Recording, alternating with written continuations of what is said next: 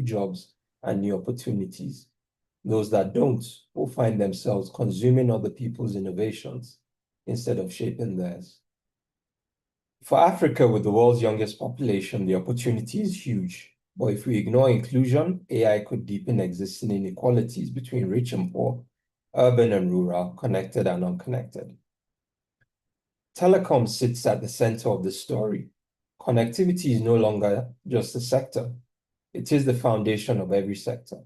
Our networks now carry critical services across global economies and increasingly foundational to AI.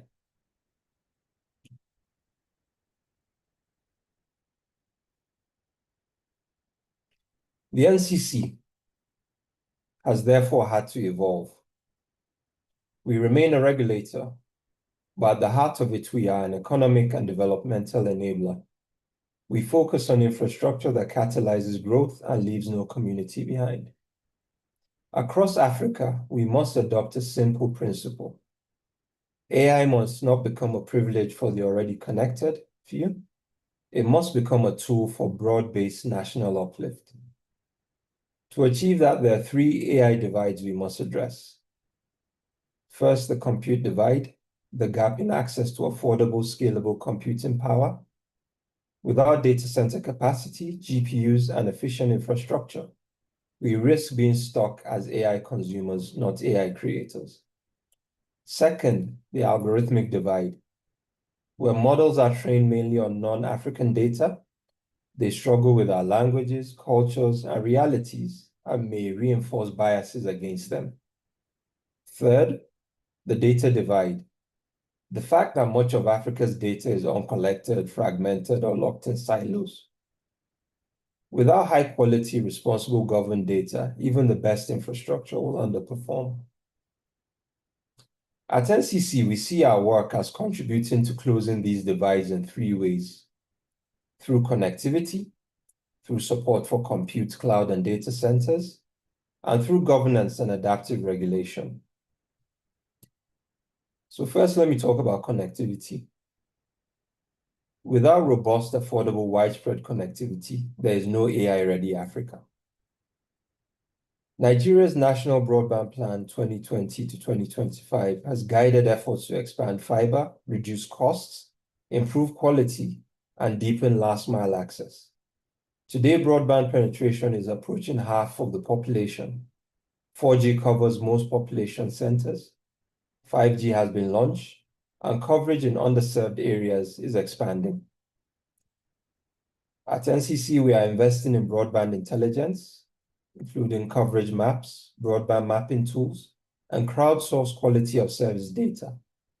This evidence will guide decisions on where the need to deploy infrastructure such as fiber and data centers, where to focus universal service support, and where future compute clusters and edge nodes can be located. We are also advancing a wholesale broadband and open access framework to unlock more value from networks, lower barriers for smaller ISPs, encourage infrastructure sharing, and support last-mile fiber expansion to homes, schools, businesses, and public institutions. Secondly, let me talk about the compute, cloud, and data centers. Nigeria's data center market is growing strongly. Our role is not just to build data centers, though, but to create a stable, predictable, and competitive environment where investors can do so with confidence, from hyperscale facilities in major hubs to edge centers closer to users.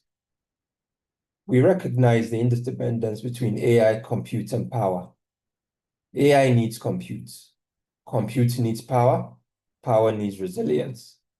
We are therefore working with other government agencies and partners to improve power reliability for digital infrastructure, support hybrid and green energy solutions, and ensure data centers and networks can operate sustainably and efficiently.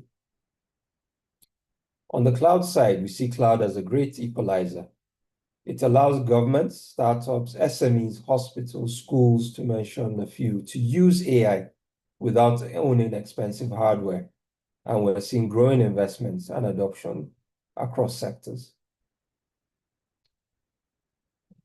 Third, and lastly, governance and adaptive regulation. Infrastructure alone does not make a system AI ready. It must also be well governed, safe, and trusted. NCC is moving towards a more adaptive regulatory model to keep up with technological change. This includes innovation sandboxes and proof of concept windows, interim authorizations, and technology-neutral licensing that allows operators to modernize networks without complex relicensing. We are also finalizing a cybersecurity framework for the communication sector and strengthening protection for users, including against misinformation and synthetic media. We are also working with stakeholders to protect fiber routes, submarine cables, and base stations, and to improve right-of-way and infrastructure protection. You would agree with me, infrastructure has little value if it is constantly under threat. Our work at NCC is also closely linked with the National Artificial Intelligence Strategy led by the Federal Ministry of Communications, Innovation, and Digital Economy under the leadership of Honorable Minister Dr. Bosun Tijani. One of the flagship initiatives is the development of Nigeria's first multilingual large language model, trained in several low-resource Nigerian languages and accented English. This sends a clear message. African voices and contexts must be visible in the datasets that shape global AI. By pairing local innovation on the AI side with strong connectivity and computing infrastructure, we begin to close all three divides at once: compute, algorithms, and data.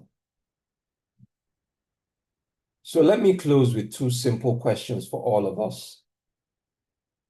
First, how do we ensure that Africa's AI journey reduces rather than reinforces old inequalities between urban and rural, male and female, large and small enterprises, connected and unconnected?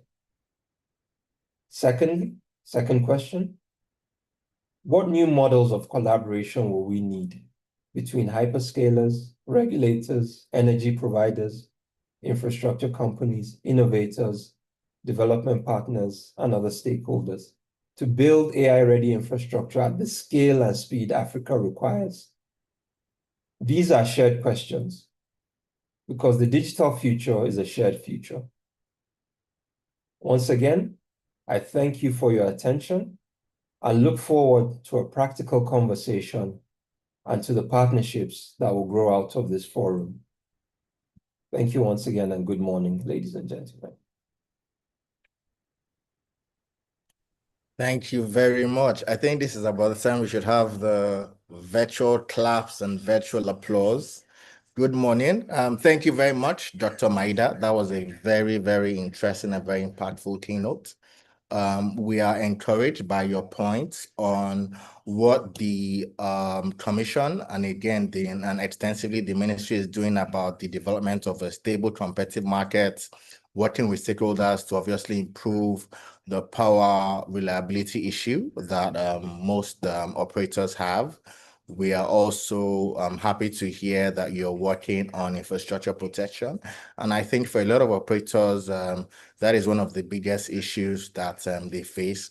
And your last comment slash question, which is about the sort of collaboration that we now need to work together across verticals, across the industry, and again, across the continent to build AI-ready infrastructure at the scale and speed required. I think this intervention is very well heard and very well met, and we thank you for this. It is my pleasure now to welcome the president. I hope you can all still hear me. Yeah, we can hear you. Fantastic. All right, thank you. It's my pleasure now to introduce and welcome the president of the Association of Telecommunications Companies of Nigeria, ATCON, Mr. Tony Izuagbe Emokbere, to deliver his keynote address on the future of AI in telecoms, opportunities and challenges for Nigeria. Thank you all. Please let's give him an applause, a welcome virtually as we do as he takes the podium. Thank you very much, sir. Thank you, Temi, and good morning, everyone. Good morning, the EVC, Dr. Minumeda. Very interesting keynotes. I don't know how I'll follow up that keynote, but I'll do my best.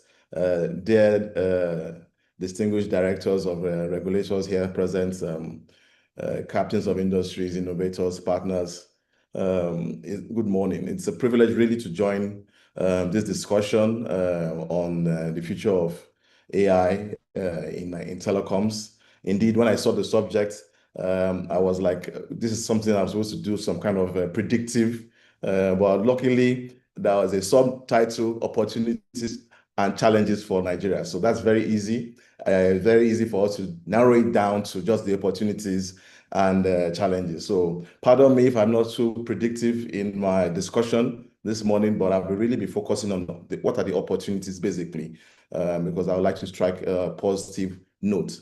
The subject is really focused on the telecom industry, okay? And my discussion and address will be centered around the telecom space. Now we know that telecom, as it is today, is actually the backbone of modern life. Everything from commerce, education, security, healthcare, governance, even social connectivity. Our connectivity here is all underpinned by telecommunication and telecommunication services and telecommunication networks. So right now we need to understand that properly. But one of the things we need to understand is that telecom services and infrastructure is no more a reactive system. It's now beginning to think. We now have intelligent ecosystems, and we are evolving from just reactive systems to systems that can predict, systems that can optimize, their learning and their self-healing. And as such, AI, of course, is no longer an experimental solution. It's actually a cornerstone in every service everybody delivers today. So it is operational, is no longer a thing of speculation. AI is here to stay. So for the telecommunication sector in Nigeria, and what are the real opportunities this AI brings? Because we need to be sure that we are ready for AI. We need to be able to benefit from AI, and we need to ensure that our telecom networks are actually AI driven. So we need to look at it from not just from a technology standpoint, but also from investments and also policies that will enable our networks unlock the immense value of AI across our Nigerian economy. And as such, I'll be focusing on the opportunities that are before us as a sector in terms of the telecommunications networks and services we render.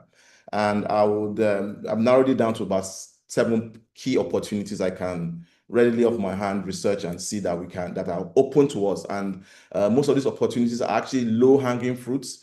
Some networks are already doing things in these areas, and I will highlight where I've seen networks already providing this kind of solutions. So first is predictive maintenance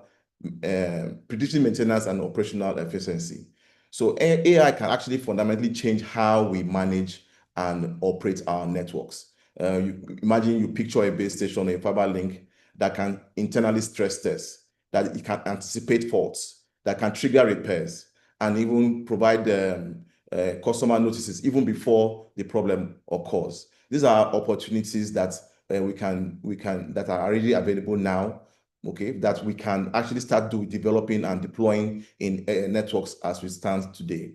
So one will ask, how can we start achieving this kind of solutions? For example, you can deploy edge AI sensors that can actually be deployed around base stations that can monitor things like vibration sensors, even video. Right now, you have CCTV cameras, for example, that are basically dumb.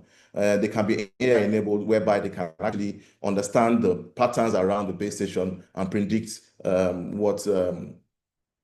what kind of security threats are around the base stations, for example, especially when we talk about CNII. You can also start talking about things like AI-enabled drones that can automatically drive around. I know that some drones are already being deployed or currently by some of the network operators. These are also opportunities that are readily available right now with AI. And these are low-hanging fruits, and some of them are already being deployed. We can build predictive maintenance database. So right now we can start linking databases of all issues. I know the NCC already has a database whereby things like fiber cords and things of that nature are really collected from operators. We now can start enabling AI to start to be more predictive, more preemptive, not overly reactive. So these are some of the areas we can have opportunities on the predictive maintenance and operational efficiency. Another opportunity, obviously, and I'm sure some have been engaging on to people that are on this call, is dramatically improving our customer experience. We have over 220 million people, and subscriber base is increasing tremendously. AI-powered virtual assistants, chatbots, but not the ones we see now, but truly enabled AI virtual assistants can be utilized and are already being utilized at the moment. But right now, what we are seeing is that there's still a long way to go in terms of our AI virtual assistants.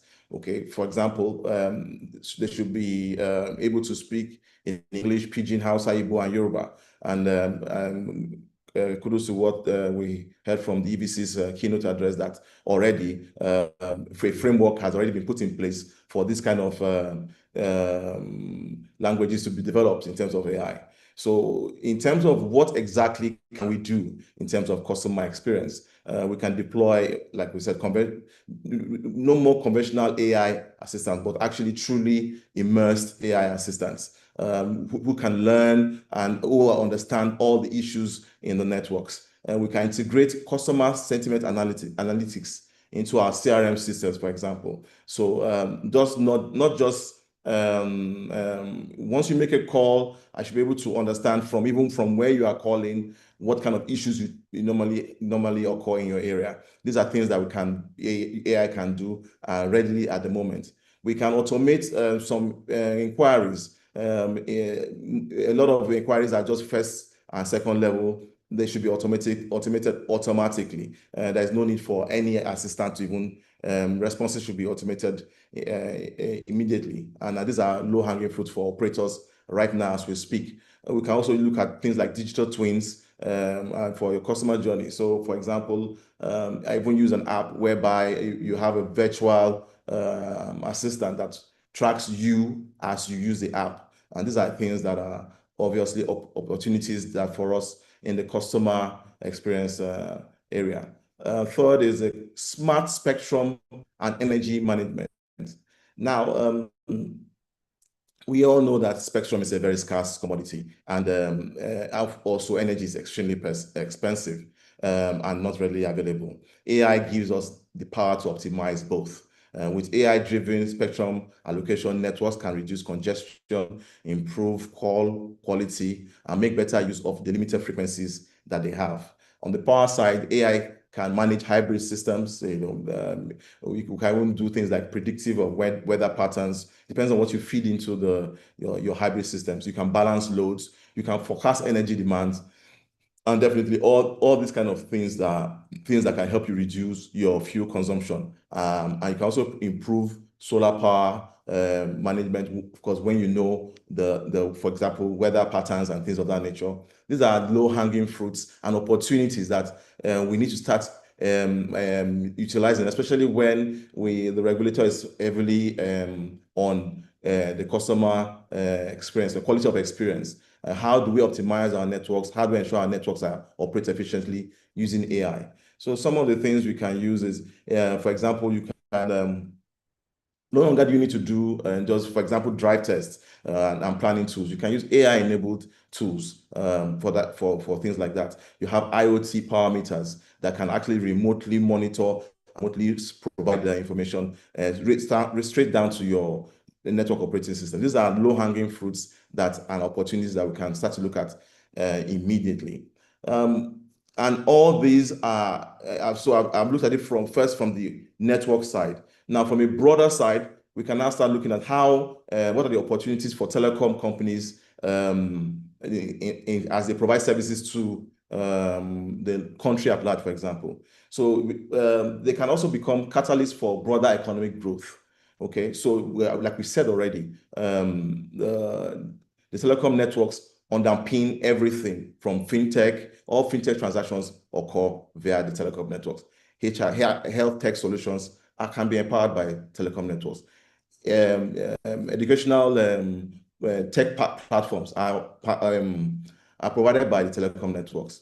Even smart agriculture. There are farms these days that have sensors already deployed in farms. These are all, and they are SIM card enabled. So these are all things that are, and also internet access enabled. So these are all things that are empowered by the telecom sector. So what can we do as an industry, and what advantage can we provide? We can start to build, and like I said, a lot of things I'm going to mention are already being done, and we're just looking for a better or higher implementation of them. For example, build shared telecom AI innovation labs.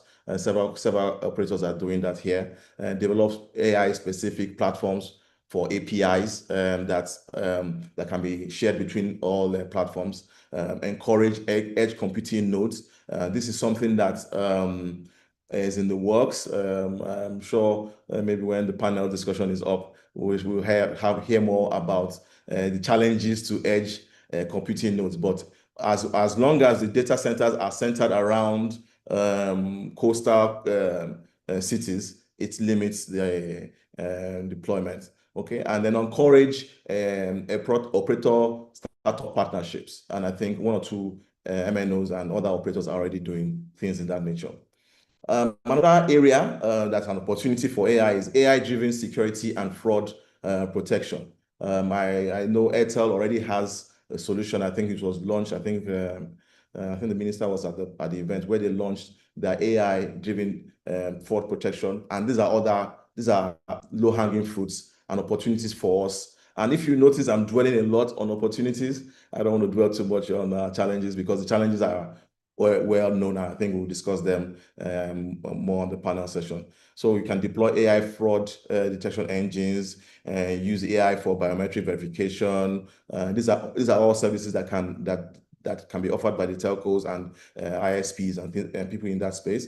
Integrate telecom fraud platforms with banks, for example. So because there are issues whereby some of your phone lines are being used to perpetrate some kind of security and fraud, there should be a way to harmonize platforms from both telecoms and banks. And I know there's a framework already being done in that regard.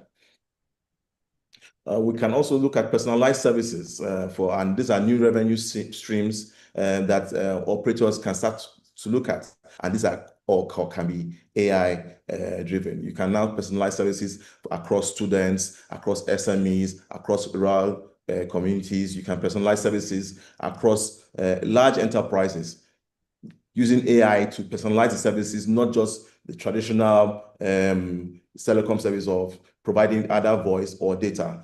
With AI, you can enable more personalized, and you can actually untap new revenue streams. For example, you can use behavioral analytics, location-based solutions to target your services to locations, for example. You can also offer AI-powered SME products. Okay, for example, right now our POS they're still a bit dumb relatively. You can start looking at things like smart POS, and I think this is a very in this area. I think with the advent of the MVNOs, these are opportunities that have been untapped for that sector in terms of providing targeted solutions to students, and luckily some of the MVNOs already launched. So these are opportunities that are already available and are being utilized.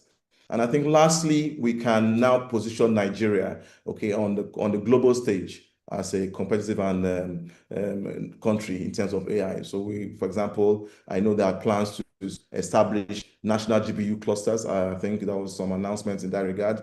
Offer incentives for local AI hosting. These are opportunities that we can tap and position the country and through the telcos and operators and in our telecommunication space. create a national AI interconnect framework, for example. These are linking all the data centers, internet exchange points, and edge nodes when they eventually come on stream, and then align Nigeria with Africa digital protocols. So these are basically opportunities that we have. Now, in terms of challenges, of course, I think they are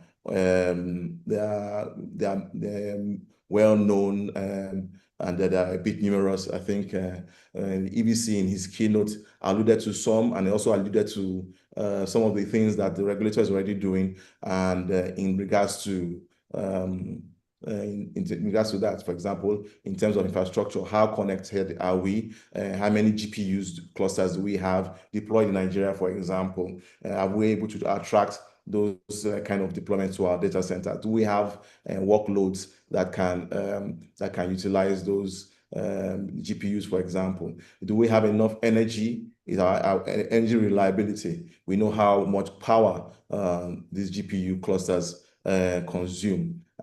These are challenges that they are there, and we know that there's work in progress, but these are challenges that we need to face.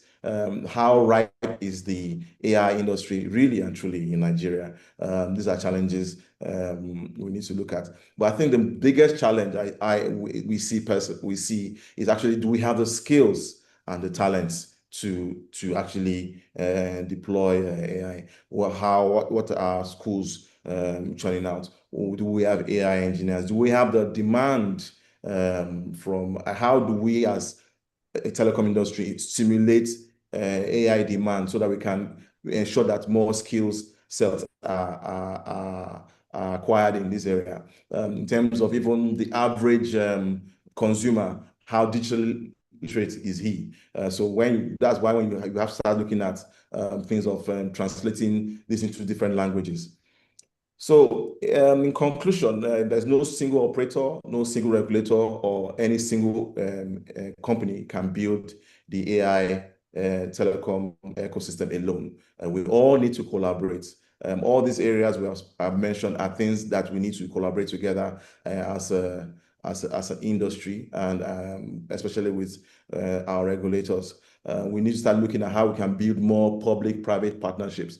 Everywhere we know that technological advancement actually sometimes is stimulated by government. So once government policies are in place that can stimulate this kind of deployments, we are not looking at regulation, but stimulation. Okay, so the policies are what we are all that we really, policies that can drive and stimulate AI adoption is what we need. And from what we have seen so far, we believe the future is bright for AI adoption in Nigeria. We're already seeing a lot of strides in that area. So many hyperscalers have deployed so many huge data centers. We keep on hearing announcement after announcement of plans to deploy not only data centers, but also build out fiber networks across the country. So we know we have the population, we have the creativity, we have the ambition, and we believe that we'll succeed. And with that, I'll say a big thank you for the opportunity to give this such speech on the future of AI in telecoms in Nigeria. Thank you very much. Thank you very much, Mr. President. Thank you so much for such an insightful keynote, and you saved us, you and the Honorable EVC saved us some time. So looking well on time. Thank you.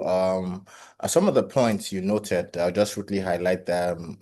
Again, some of them, the Honorable EVC had mentioned them. AI should be able to speak in local languages, conversations around shared AI labs right now, and then encouraging more collaboration across operators, across startups, and really the whole industry coming together to say, what is a potential AI roadmap for Nigeria? How do we progress this? How do we make it work for us?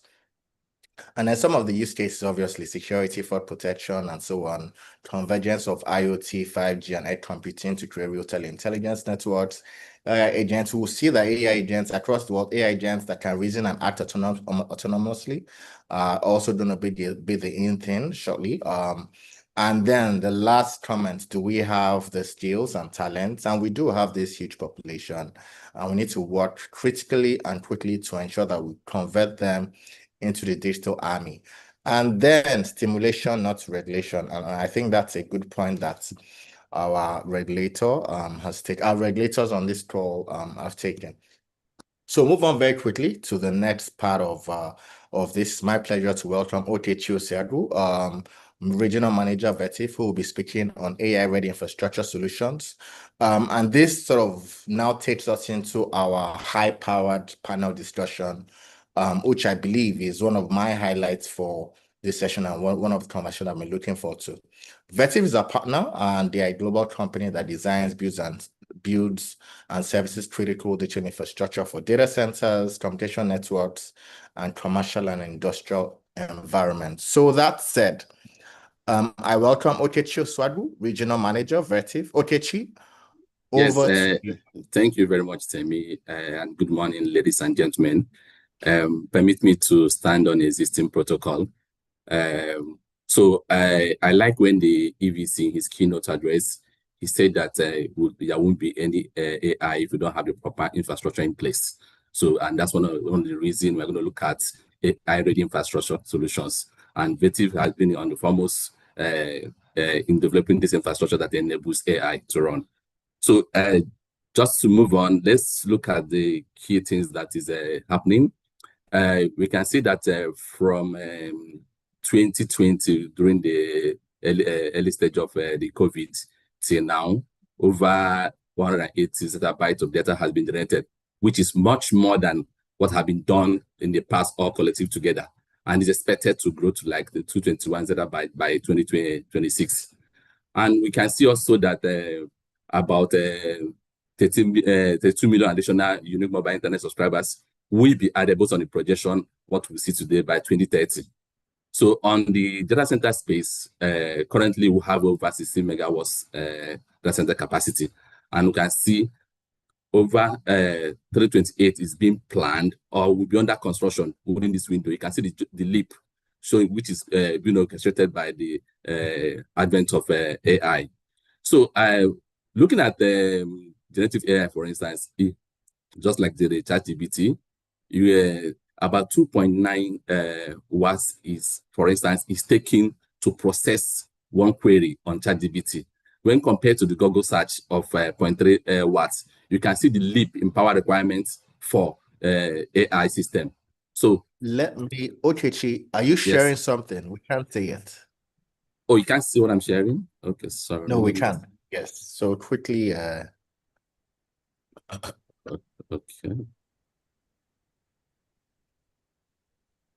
Let me know when you can see that.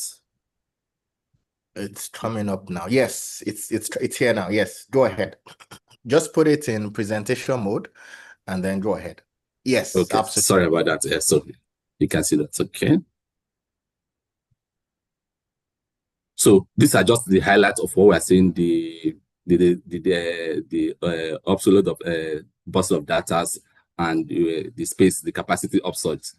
So now, for the infrastructure, AI infrastructure solution, we need to look at the key things we need to manage. So in terms of power, now, if, for instance, the AI thing will have the GPUs and the NPUs, which are the AI accelerators. So these are being designed, and they take much of power consumption per chip, per space in the semiconductor space. And with this power surge, we need to rejig the way we design our infrastructure. The existing infrastructure we have in place is not able to cope with what we are seeing on the power consumption that the GPU and NPUs are doing today. So, and also we know the bring your own power needs to be considered. So on the thermal space, which is the cooling, we need to accommodate today the normal air cooling system we have cannot meet up with this power consumption and the heat radiated by this high compute GPUs and NPUs. So we need to rethink other means, and some of the things we are looking at is liquid cooling, and we are looking at the rear door cooling system that makes use of existing chilled water cooling system. So we also need to look at our racks Now, racks are having more compute, so, and are converging together. The way we design our rack, the way we design our PDUs and co, we need to look at it. Then, design and deployment. You can see the change we have from 2020 to 2025.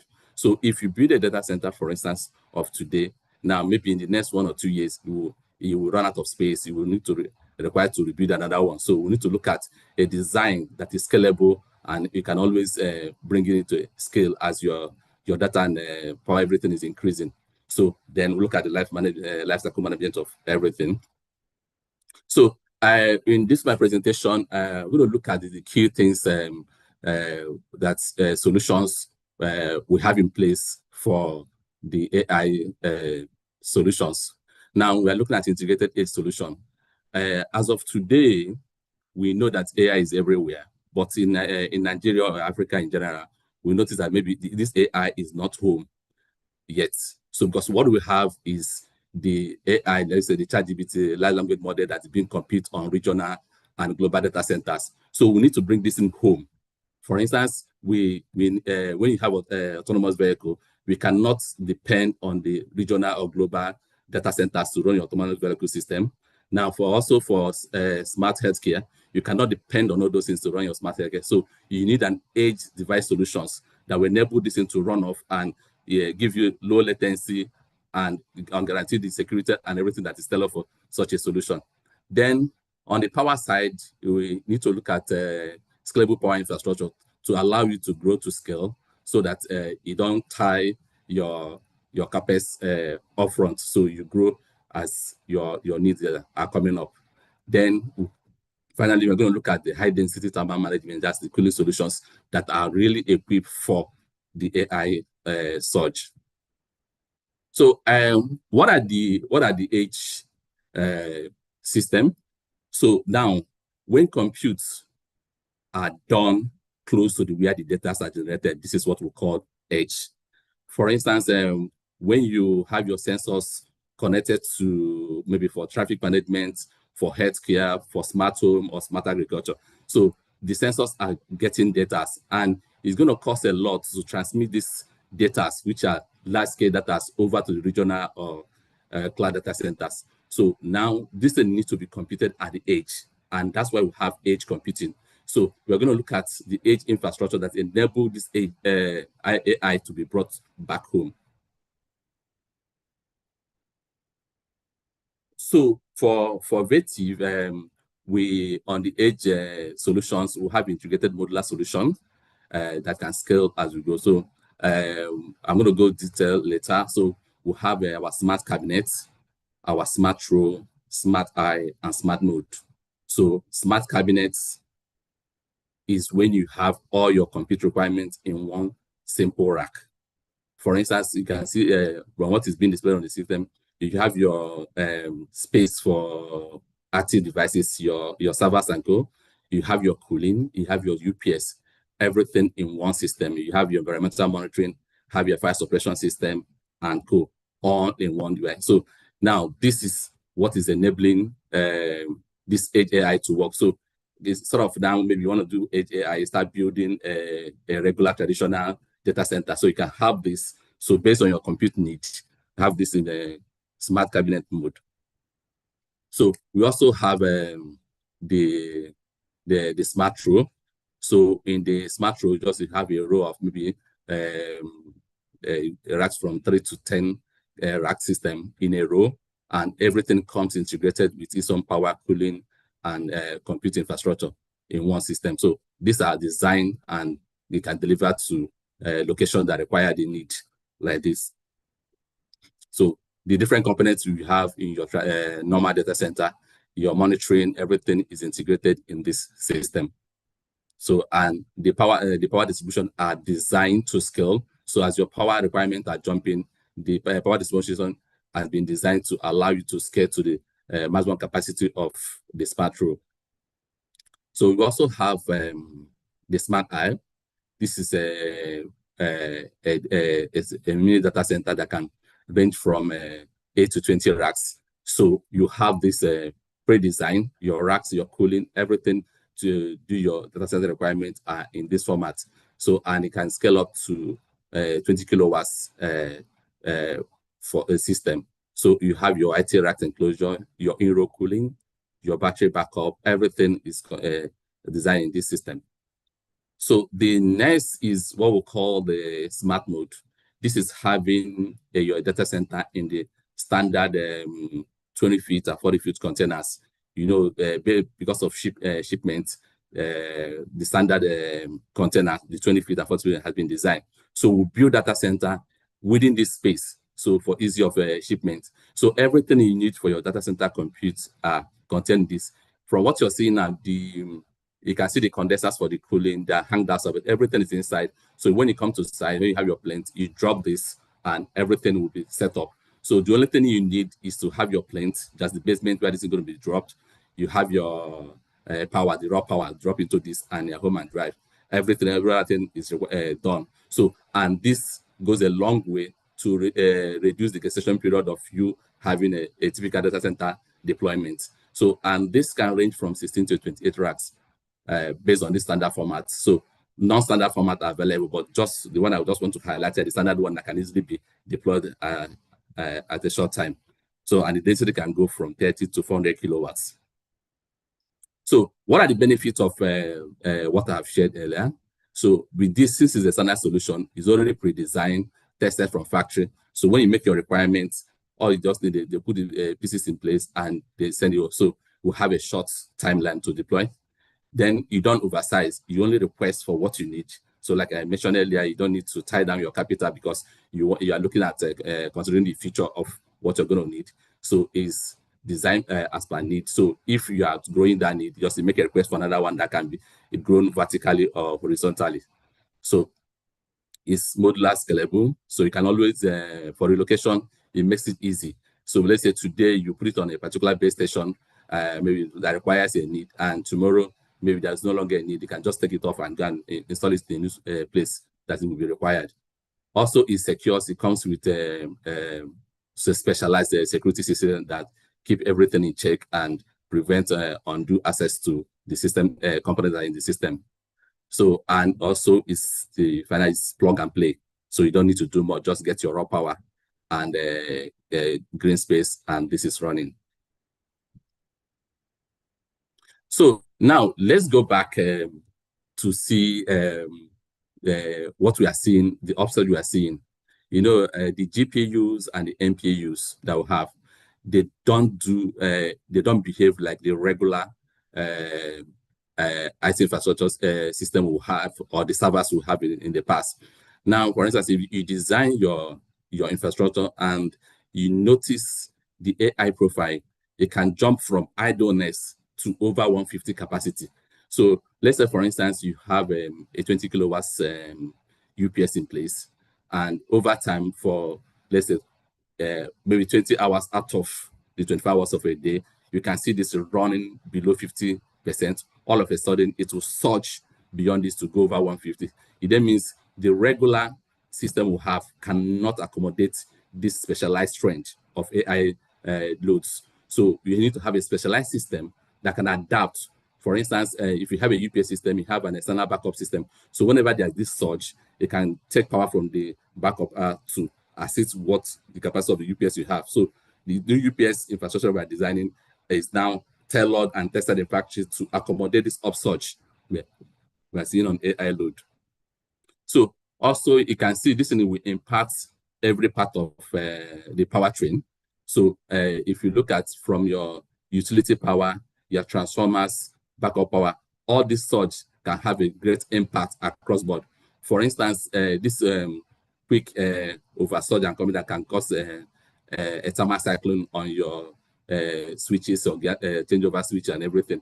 So everything needs to be redesigned to expect this kind of surge and idleness. So to accommodate what's the AI requirements. So the design we have today are putting this together to address all the concern. And from one of we are seeing today that based on the AI requirements, the IT infrastructure is no longer separate. Maybe you have a server, you have a UPS, you have a cooling. So the system are now coming integrated. So we are seeing where all the requirements for computing are coming together. So, for instance, the NVIDIA is designing a chip. Now they are talking to Vertiv. Vertiv will design the specialized cooling for that chip that requires high capacity.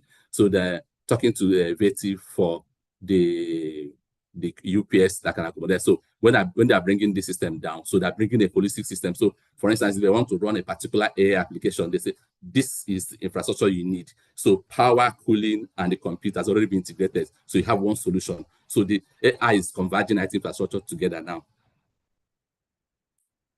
So like I mentioned earlier, so when you rejig your powertrain, you need to put in things that can address all this concern, like they say the battery energy storage system. So in the battery energy system, when you have this, it can be connected right from the utility source, so that anytime there's a demand beyond what is available, to compensate that, you take the extra power from the battery energy storage system. So now we see in the past, the norm is 5 to 15 kilowatts per rack. That's as of 2022 for the traditional data center, and it's going to also, like, maybe for high density applications, you can see 20 to 50 kilowatts. But today we are seeing over 300 to 500 kilowatts per rack. And when you see this happen, you know that the traditional thing we have, it can no longer work. One of the things I normally say, so in as much as the hard truth, is that most of the infrastructure we have today in Nigeria, for instance, are not designed to run AI. So we need to rejig our infrastructure so to accommodate the AI surge. And the AI we are talking about is not what we are seeing today, large language models and co. We are seeing bringing AI home, having AI automate our system, having maybe autonomous traffic control system.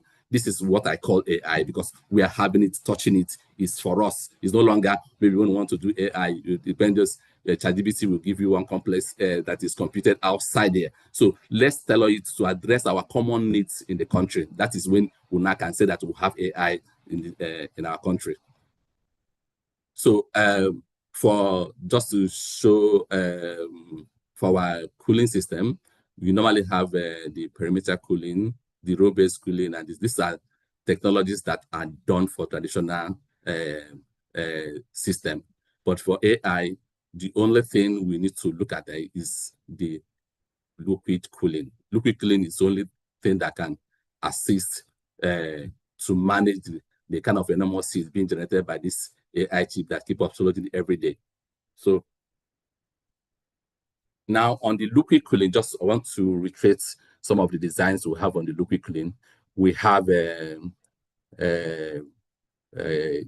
direct to chip liquid cooling, where you have the servers will have a cold plate at the back. So you pass cold water to take out the heat, transfer it to the hot, and go to the CDU and cool it back and send.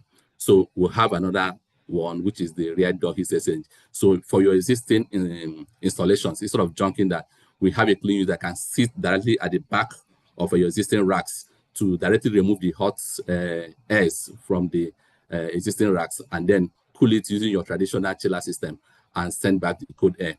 So the highest one, or the most effective one, which is what is coming out, is what we call the immense cooling. Immense cooling is when you have your servers being immense in a liquid. This is liquid, is not, it's a fluid, not water. So just don't get me wrong, when I say liquid there, you're thinking about water. So the servers has been designed, and you drop your server inside the liquid. So on the main screen, on my screen, you can see how it looks like a freezer that has fluid inside. The servers are dropped inside. So also, based on this trend that is happening, where all the computers are happening, Vertiv is introducing a 360 AI, where all these infrastructures are coming together. So from onset, all the AI requirement infrastructure are pre-engineered, validated, and designed. So we have those solutions built to address specific needs. So instead of bringing isolated infrastructure, so we are now having a converged infrastructure that addresses the needs of AI. So with this 360 AI, we'll have a reduced deployment time up to 50%, and solutions are designed per scale for deployment, and you can always scale as you go. Then it's flexible and customized. It can be customized to a particular need. Then we'll have the power and the cooling are done together, and we'll have a very good support services for it. So all that we're deploying, we'll have ready hand resource to support all this high scale infrastructure system. So going just a little bit to show, Vertiv is an infrastructure company. We specialize in the design of data center, communication networks, commercial and industrial application. So, and we support today growing mobile and cloud computing markets. And we are the industrial leaders in innovations when it's related to data center. So your vision is our passion. So with this, I come to the end of my solution, infrastructure solution. Thank you very much.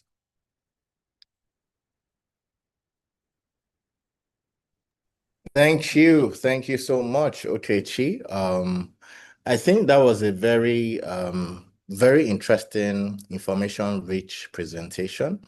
And I'm happy at some of the things you had also talked about.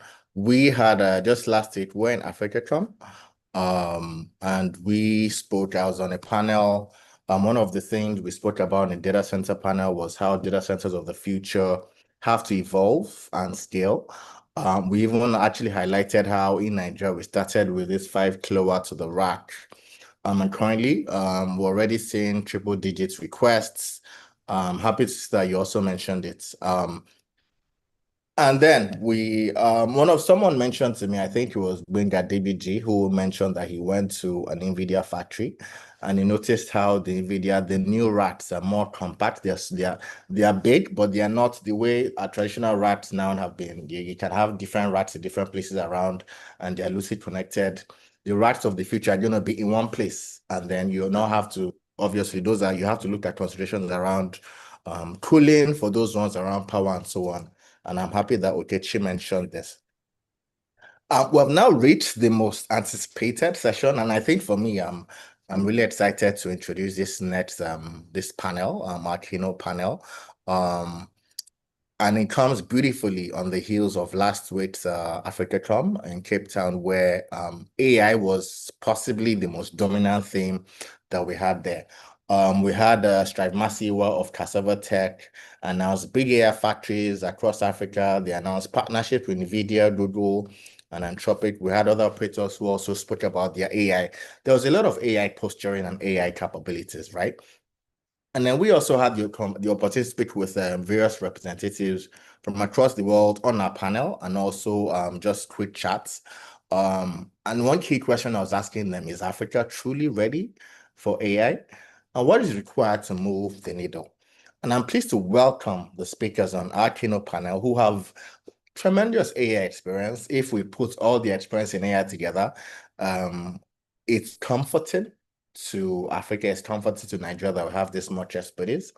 And then we believe that they will do great justice to this topic. And I'm very privileged to introduce Dr. Koka, who will be moderating this very distinguished panel.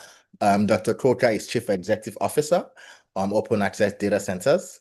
And then he will be joined by Bukola Jai, General Manager, Architecture and Enterprise IT at MTN Nigeria, Kendall Anai, Founder and Chief Executive Officer at TZE Networks, Oladejo Olaomi, Director, IT Infrastructure Solutions, National Information Technology Development Agency, Nigeria, Mike Salem, Vice President and Chief Information Security Officer, and also the Group Head of Artificial Intelligence, IHS Towers, Wilson Egbadon, Regional Manager, Vertiv, Engineer Babagana Digima, Head Cybersecurity and Internet Governance, Nigerian Communications Commission, and Dotun Adeoye, co-founder, AI in Nigeria.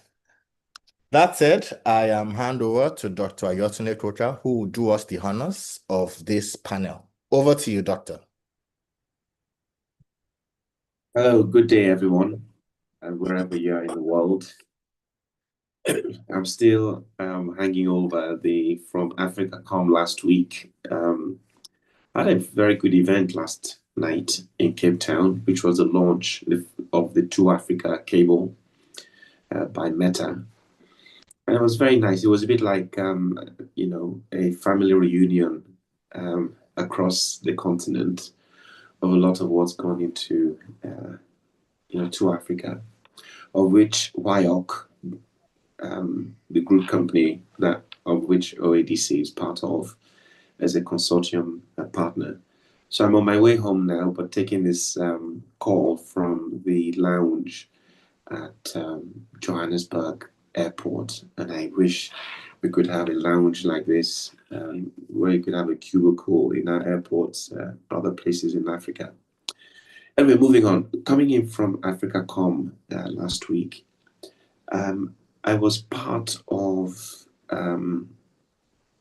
I guess I forgot to do the all protocols observed. When I said hello everyone, good day, I would stand on existing protocols. I always forget for some reason. I mean, as a Nigerian, how could I forget? So I sat on a panel, World Bank Group, on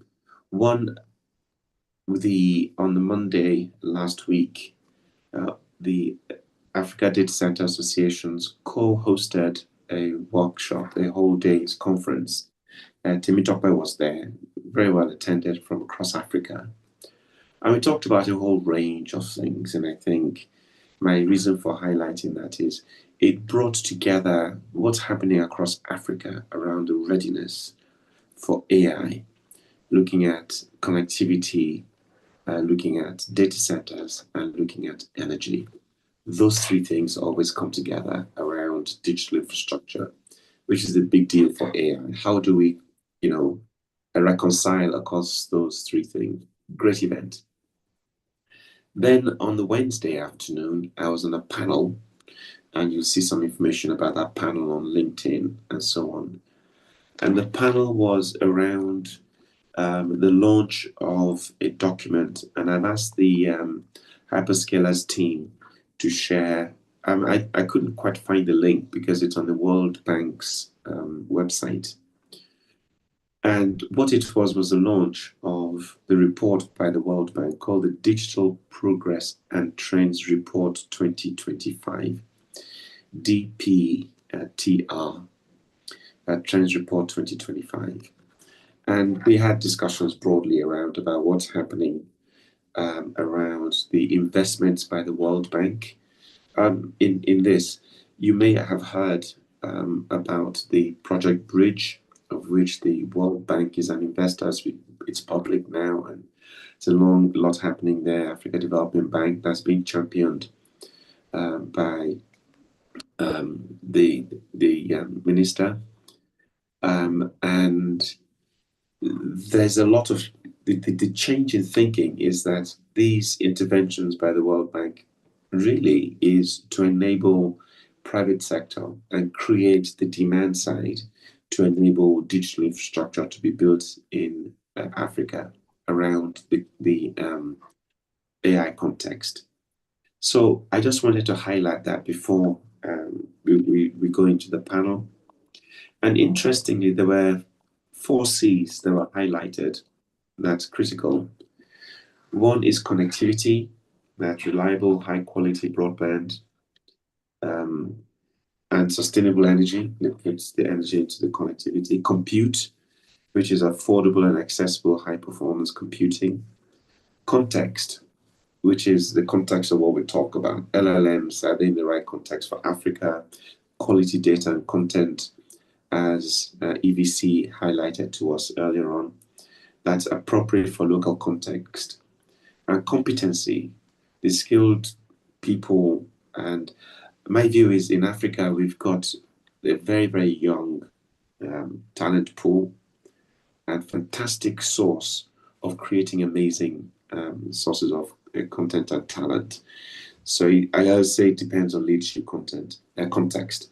So those are the 4 C's they talked about. But then one of the colleagues on the panel then brought another one, collaboration. And then, of course, we said, well, cash. is another interesting C. So I really I suggest to everyone look out for the report, and I'll try and share a copy. Actually, I have sort of here to make it available to the team, because it's open access anyway. On the World Bank Group website, that's what they've said. So I wish I had done that before now. The idea just came to me while I was listening to the presentations. And finally, to simplify it, I see there are 3 parts of AI digital infrastructure on top of what we've talked about. One is the back end, which is where you have the LLMs, big data centers, big infrastructure, and data centers all over the world. It tends to be less latency sensitive. Your knowledge in your mind is not latency sensitive. It's the access of it and the deployment of it in interaction that's latency sensitive. So you have, and the middle bit, which is the inference layer. Now that is what's really interesting for Africa, what we put into our data centers in Africa, which will also be the ones that will use the Vertiv technologies that we've just seen. And it's good to see that within Nigeria, Vertiv, we do have that interesting context for me if as a data center operator. Now, the medium learning models and the small learning models are what brings that backend into context in the Africa data centers that we're building. And then there's a front end, to simplify it even more, which is where you have agentic AI, which is more relevant now. And the middle bit and the front end bit I talk about, agentic AI could be anything using machine to machine, IoT, and a whole range of things. Mobile access, let's just call it embedded front-end agentic, which goes into your apps you use. We now start to see that with WhatsApp, and a lot of this is already happening and impacting our lives. However, we have to optimize it for Africa, and we have to embed especially that middle bit and the front end for Africa.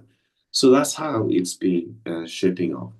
So without much further ado, therefore, I would like to just have a comment from each of the panelists as listed out. We know you, right? But your role in the context of this discussion of AI briefly, and then we'll go into some of the other follow-up questions. I did that because I was given the privilege, I guess, or the leeway to do a opening remarks by the moderator. So here we go. I'll start with Bukola for comment. Brief one, and then we'll go into all right. Good morning, everyone. Nice to see you. Good morning once again. Nice, and thank you for the opportunity to join this panel. I'm Bukola Ajayi. I lead architecture and engineering for MTN, and I lead the AI engineering for MTN. Working with our partners, we just launched a data center. And one of the things we are doing is to make sure that data center is AI ready. MTN being the largest telco in Nigeria, AI for us is an enabler, and we have ingrained it into everything we do. We are currently testing a lot of models that's going to change the way we deliver experience to our customers. And this cuts across all the lines of businesses that we offer, whether on the GSM side, on the enterprise side, on the cloud side. I'm very glad to be here. Thank you. Fantastic. Thanks, Bukola. I'll use first names if you permit me. And so we move forward on that basis. Kendall, great to see you here. Intro, please. Hi, everyone. My name is Kendall, and I am one of the founders of Tizeri. Tizeri offers unlimited internet across all the regions in Nigeria and certain regions in Ghana. For us, we just recently moved all of our data. Because we've been in business for 13 years, we're one of the first people to start off using all our data in AWS.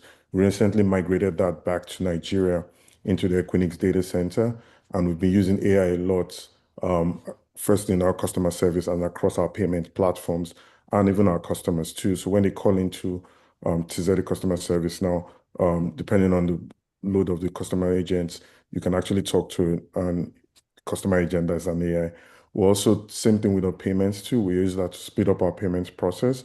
And we're also building out fiber to ensure that people can have low latency solutions when doing any type of inference with AI. Thank you. Great. Thanks very much, Kendall. And to Oladejo now. Thank you.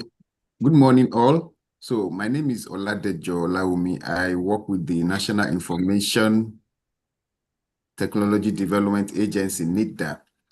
One of our mandates in NIDA is regulation of the IT sector of Nigeria. So what we have tried to do in relation to the subjects we're discussing today is to drive the standards that will govern the safe and transparent and fair use of AI. And in doing that, we have developed the National AI Strategy, which we'll be discussing further in the discussion. So those are part of the things we are doing in relation to the discussion today, which is part of our mandate of creating legal frameworks for the IT sector in Nigeria. Thank you, and you're all welcome. Thanks very much, Oladejo. Now to Mike. Yes, hello. Thanks for having me, Doctor and panels.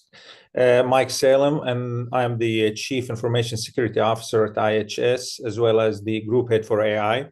And from an AI perspective at IHS, there's really two things here. One is the practical use of it, and we have done a lot of really successful use cases at the company. But as it relates to this discussion, we're just not an infrastructure company. We're really, when you think about it, we're a power company because of the grid. So we have all these generators and what have you. So we're trying to see how can we use our expertise and massive amount of data when it comes to power consumption, power fuel movement, and what have you. So practically all the things that the future data center needs to power up. We have a lot of information that we're trying to see how we could harvest it through AI. That's fantastic. Thanks very much. I'll now go to Okichi. You introduce yourself in Vertiv. So if you don't mind, you did a presentation, right? So I think we've got the context of that, a fantastic presentation on the technologies. Unless you want to add anything else to that.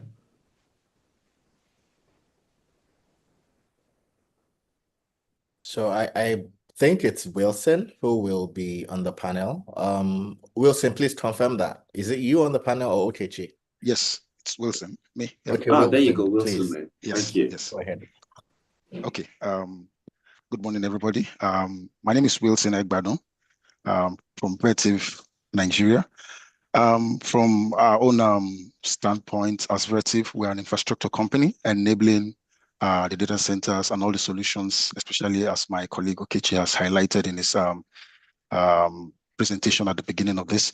For Vertiv, we are well positioned as the AI drive, the AI bug that has beaten the world currently and it's coming down Africa.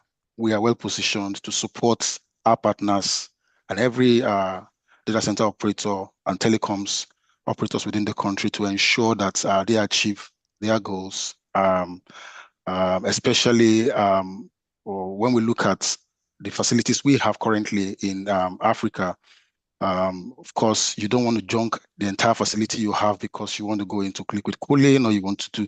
So we have solutions around rear heat door exchangers, rear door heat exchangers, where you can incorporate your existing cooling units. Because basically, when we talk about AI, we're talking about the IT loads using the GPUs and all of that. So you see computers become so huge, so large, and heat is generated. And of course, one of the primary things that must be done is to carry those heat out of the data centers.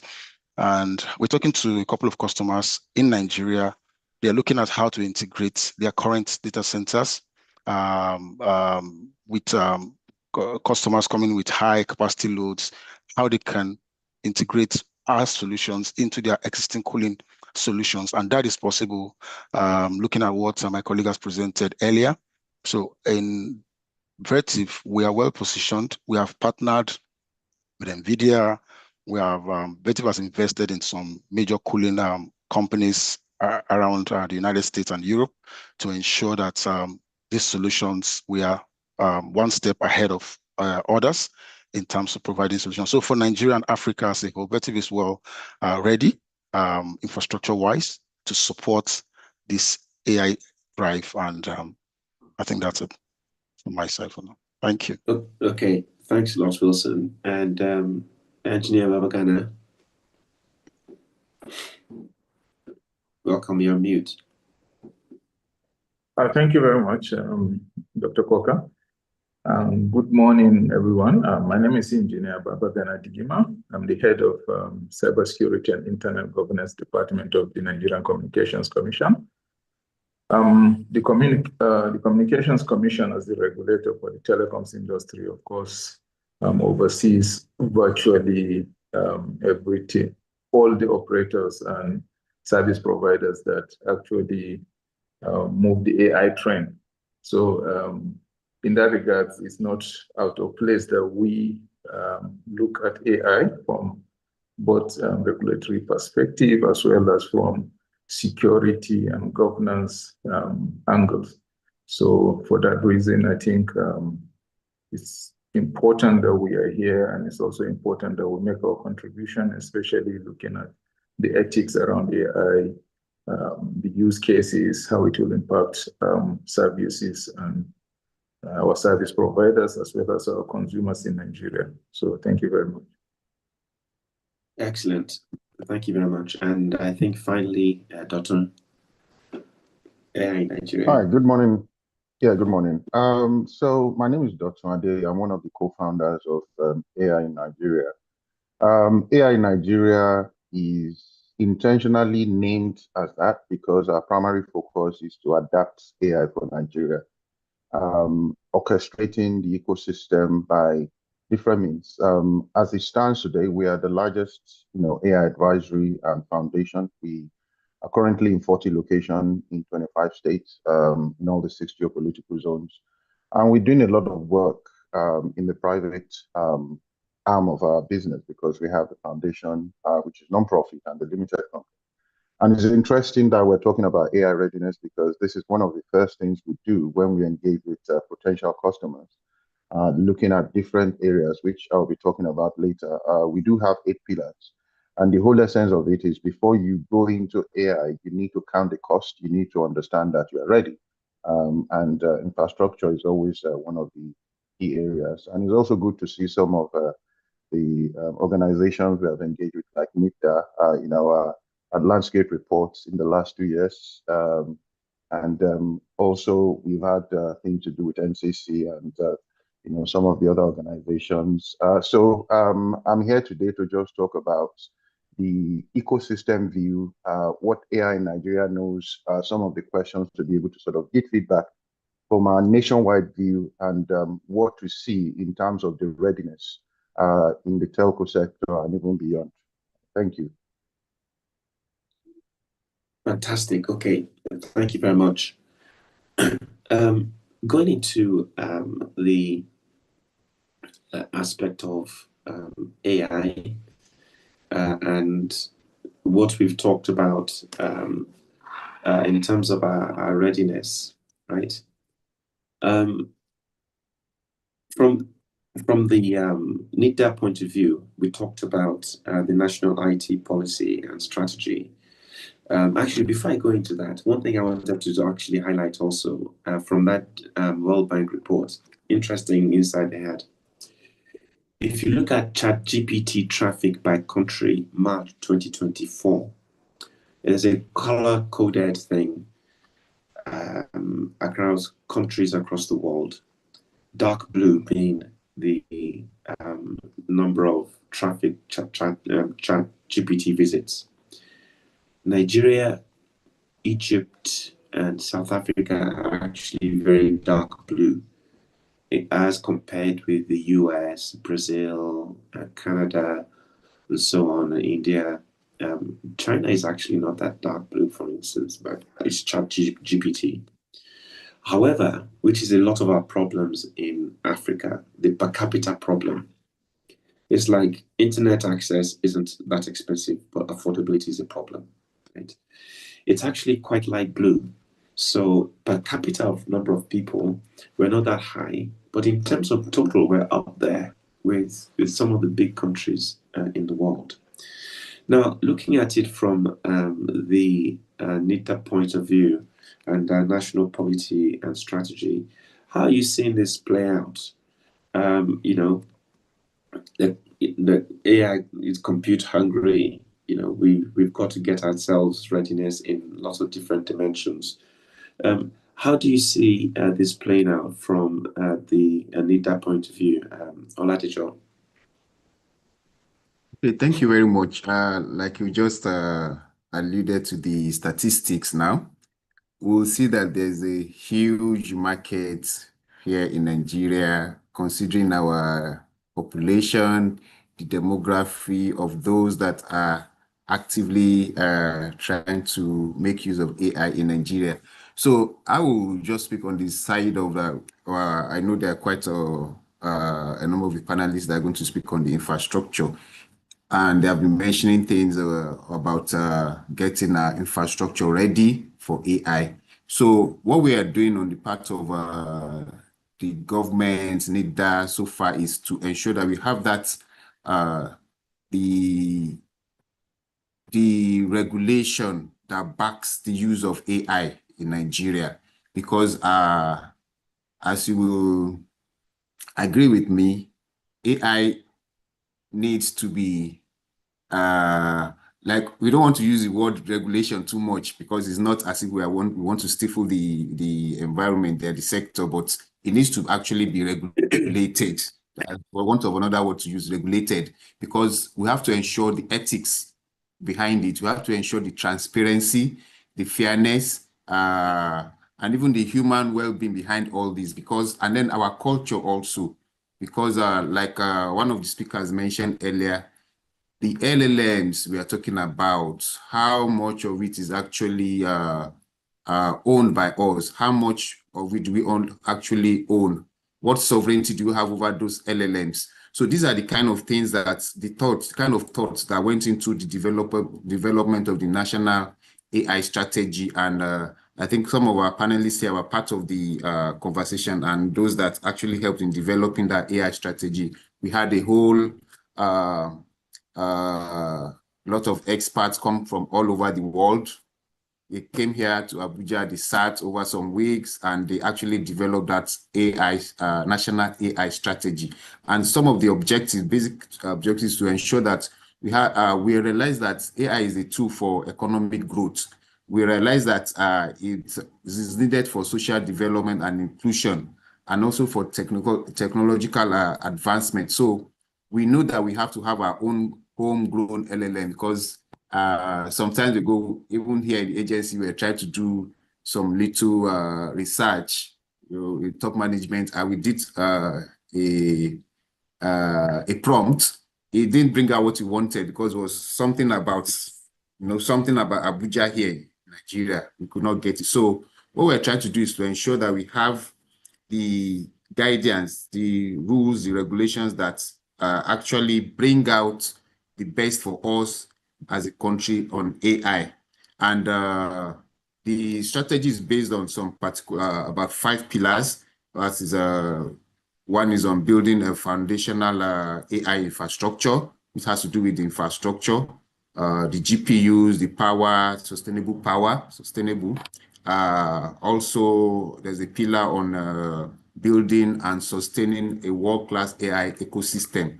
That is to say that we need to have a way of building capacity in developing and maintaining our own AI, with academia, the industry, government. What do we have to do to ensure that we maintain that level of, it's about data, that level of relevant data in our LLMs. Another pillar is accelerating the AI adoption. Okay. And one of the other pillars is ensuring responsible and ethical AI development. It's very important, like I mentioned earlier, the issue of ethics, particularly when we consider our culture. There are some things our culture might or might not permit. Then another major pillar is developing a robust AI governance framework. So these are some of the things we've considered, and we, at the back of our mind, we have that issue of digital sovereignty at the back of our minds, and also data privacy at the back of our mind. So these are some of the things we are looking at NIDA that made us come up with the other stakeholders to develop the national AI strategy. Thank you. Fantastic. So we've got the five pillars, right? Dr. mentioned 8 pillars. I wonder what the 8 pillars are. But Oladejo, one thing I wanted to highlight actually is that the approach that was taken to this strategy, I've heard Honorable Minister talk about it, was very, very clever, right? Can you highlight, just for the audience, you went and looked at X number of Nigerian or Africa AI together, whittled it down, got them. It was really quite a robust process, right? Yes, it was. So it was a multi-stakeholder approach to it, and we had those for the Nigerians from the diaspora, actually, from about 4 different continents, and then from different sectors, the academia, government, the industry. They were all there, and they all came together with their own ideas, most especially the academia, to see, okay, how do we actually build these LLMs, and how do we drive the continuous building of the LLMs in Nigeria? And some of the implementation that the Honorable Minister has actually ensured that he driven by him so far is to see how we can have that local LLM in Nigeria, and this is a major thing he has done so far. So you see that the multi-stakeholder approach is critical, because we don't want a situation whereby some groups will now, at the end of the day, feel left out because of the fairness we're talking about in this AI strategy. It's very key. Those are main key things in when we are discussing about AI. The privacy also, and then the transparency. So everything about AI is meant to be transparent, to see that everybody is involved in the building up of the strategy. And this is what we did, and to ensure we came about with the strategy so far. We also considered things like the risk involved, because we cannot hide from the fact that there are some particular risks involved. For example, we could talk about data breaches and the maybe slow adoption, and then the still issues of ethics also. So issues of ethics were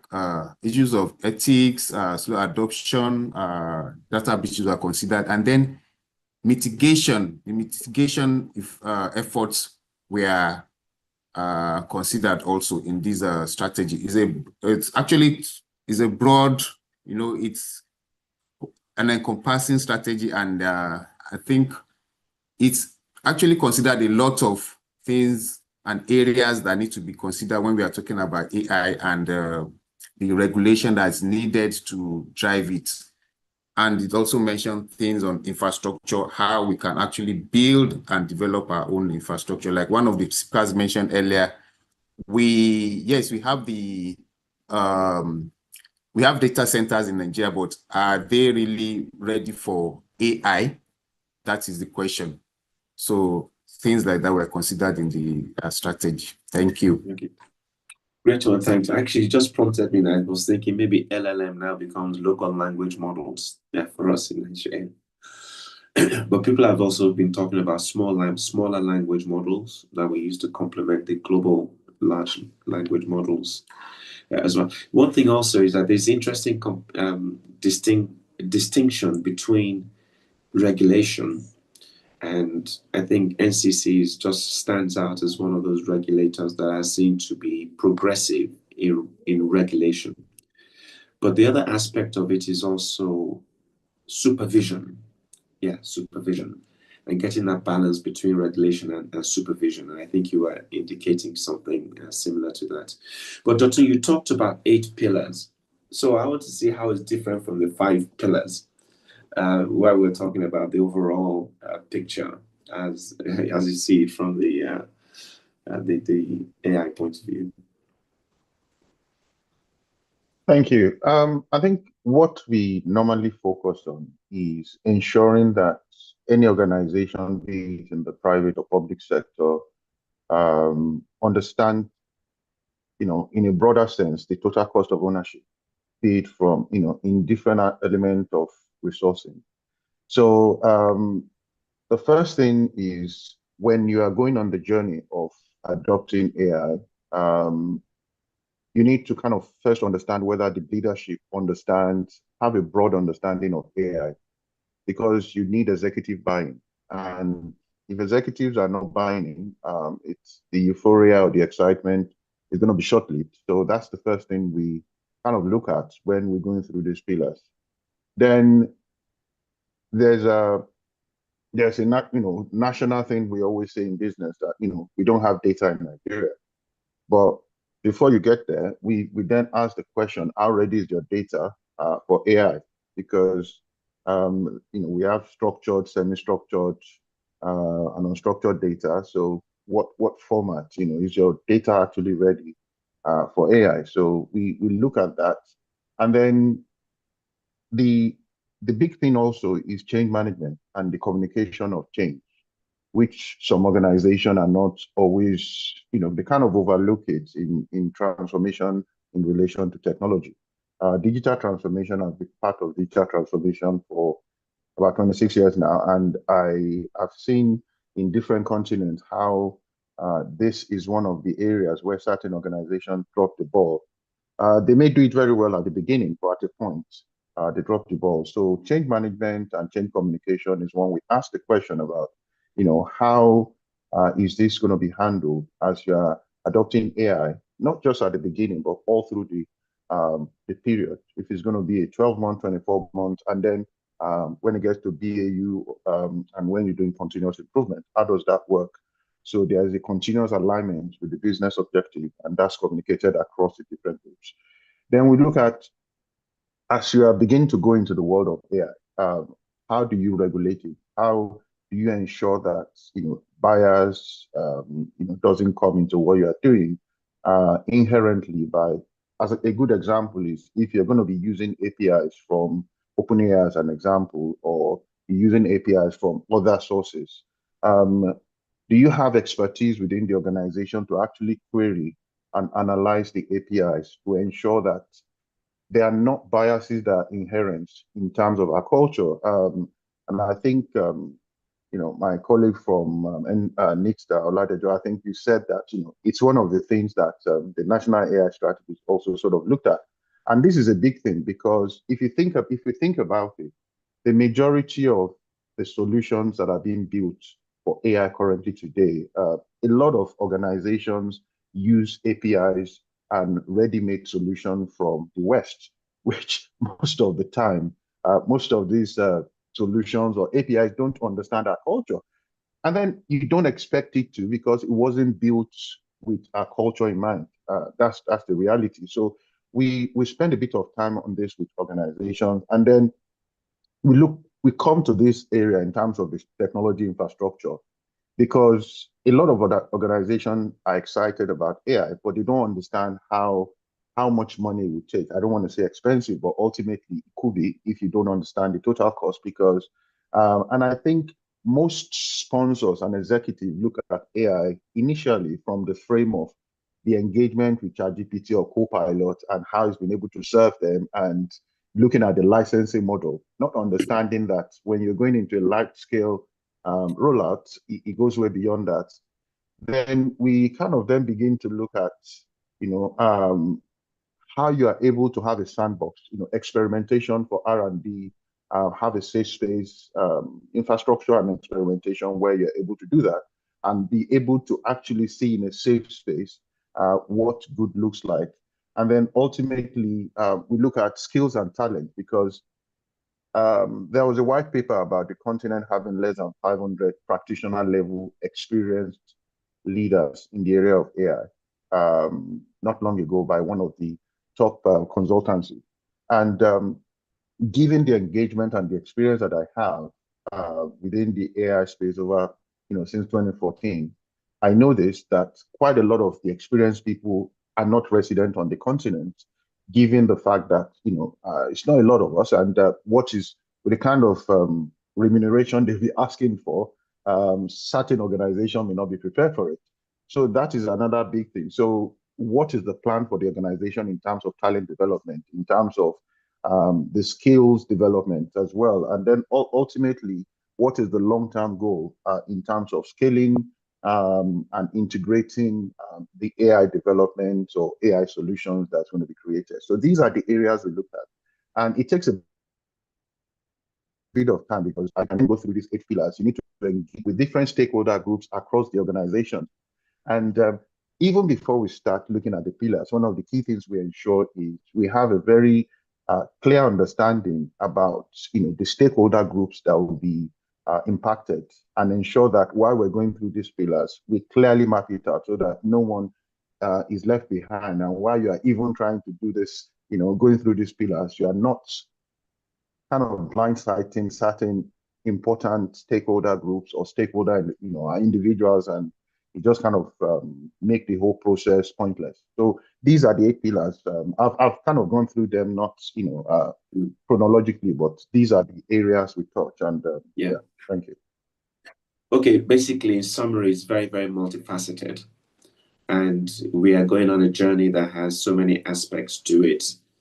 But it has to be all underpinned by a whole range of things around infrastructure. And when we talk about that data center, energy, connectivity bit, there is underpinning regulation and supervision as well. That has to be progressive. Yeah, progressive, for want of a better term. So if we look at that connectivity piece now, Temitope, you really put together a great panel because we have some good overlaps with respect to regulation, connectivity, and so on. Right? Do we really have that connectivity backbone? I know we can look for best enough, but do we have good enough, or are we on the right journey? Kendall, what are you seeing in terms of that journey? And I'll also use that as later segue to Mike in terms of what the infrastructure you're putting out there, if it's able to support what we need. I'll start with Kendall. So first part we got right in all of this was our subsea capacity coming into the continent. So that was good. There's a myriad of cables, Equano, WAX to Africa, right? Main one, Glow one. So that aspect is good. So even though the large models today are primarily in the US and Europe, right? We have access to those models, right? When we're doing inference, which is when we're accessing information via ChatGPT and the rest of that. But where we still need a little bit more work is taking the capacity from the coast where it is to the end users all over the different locations in Nigeria, right? The major cities kind of connected a little bit, right? But once you leave the capital cities, then your internet capacity is not as great, right? But it's good. You mentioned Project Bridge. That would help a lot to evacuate all of those capacity, right, into the end users. Then on the data center side, also great progress. So from the subsea side, on the data center side, there's a lot of data centers coming up and even expansions too. If you look at one of the panelists talked about MTN's data center, they did have that for their operations, but they're going past that to be able for people to use them. Same thing with us. I said we started off, all of our data was in AWS. We've now brought it back home. And bringing it back home has opened up a lot of opportunities for us, because now the next level of AI, which is actually making things more relevant, if I can use the term you mentioned, local language models, can only happen if you have your data, if you have the models here and you're training it with data that's relevant to us in Nigeria. Now, the next aspect which we really need to ramp up is fiber to the homes and to the businesses, because a lot of that we leapfrogged. So we got a lot of agility by using wireless, which is good. We leapfrogged all of that. But now we have to go back now and actually now put in all the cables that is needed, right? And all the permitting that is that goes with that. Once we're able to do that, then edge AI inference will come online, because then we have all our towers connected at wherever they are. And so we can have models that have lower parameters, which again, smaller language models sitting at all of our towers, right? So it's good enough you can have it at the data center, but once you want to bring it closer so that it's faster and people can use it to do more real-time things, because down the road, we're also going to have driverless cars in Africa, right? Those things need real-time inference, right? Real-time IoTs, real-time sensors. And so having this distributed approach will be good. But then that brings us with another problem, which we haven't quite solved there, which is the power problem. So AI is a guzzler on its own, right? Right. And then when you're thinking about, okay, with data centers, maybe the problem is solved. When you're now moving closer to the user, you now have hundreds of thousands of towers that need to be powered and have additional capacity. So for if I look at TZT's model, which is a solar powered model, it works if you're not putting a GPU at each of our towers. When you're not putting a GPU, you now have to think about power a little bit more, right? So there's more upgrades that are going to come and happen in the power part, which would help. Again, this is infrastructure we're talking about. So not only thinking about, oh, I have GPUs, you have to also think about the power aspect of it. Then we now have the problem where we still have a ton of microwave backhauls and wireless backhauls, right? And which is, again, some of them are used to back up where we have fiber, but we now have to upgrade most of our wireless backhaul infrastructure so that it's all cable there.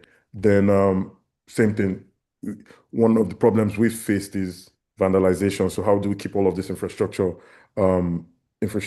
safe, right? It's okay when you just have routers. Now you're talking about expensive NVIDIA GPUs at those locations. So it might not be useful to the person coming to vandalize it, but you have to keep it there. Then even the fiber you're building too. I think I'll use a Nigerian way to frame it is sometimes you build fiber to a location, then you have a fiber cut, then you're taking one step forward, 1 kilometer of fiber forward, then you go back and you're then impacted right at your close to your data source of your data center. Then you have to fix that whole point in time. The end users are at their home, they're trying to do anything with ChatGPT using WhatsApp, right? They can't do that because they have an outage. And so that actually slows out the deployment too. And then last part will be the last part, which you called the front end, which is agentic AI.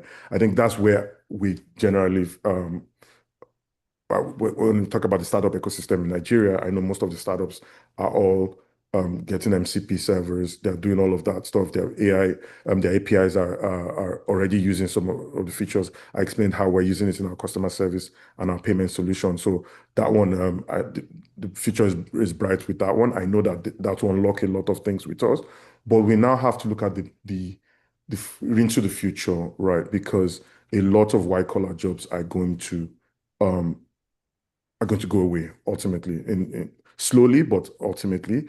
And so we as a continent, we now need to think about what kind of skills that we need in this world. Right? So before it was, oh, I just want to be a software developer, or I just want to be an accountant and all of that. We now have to think about more physical skills, right? Which is where Africa has shines because labor is cheaper. Thank you.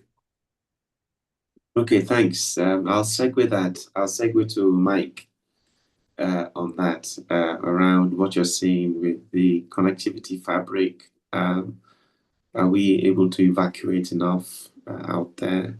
How are you seeing those changes now affecting the industry and the actions you take?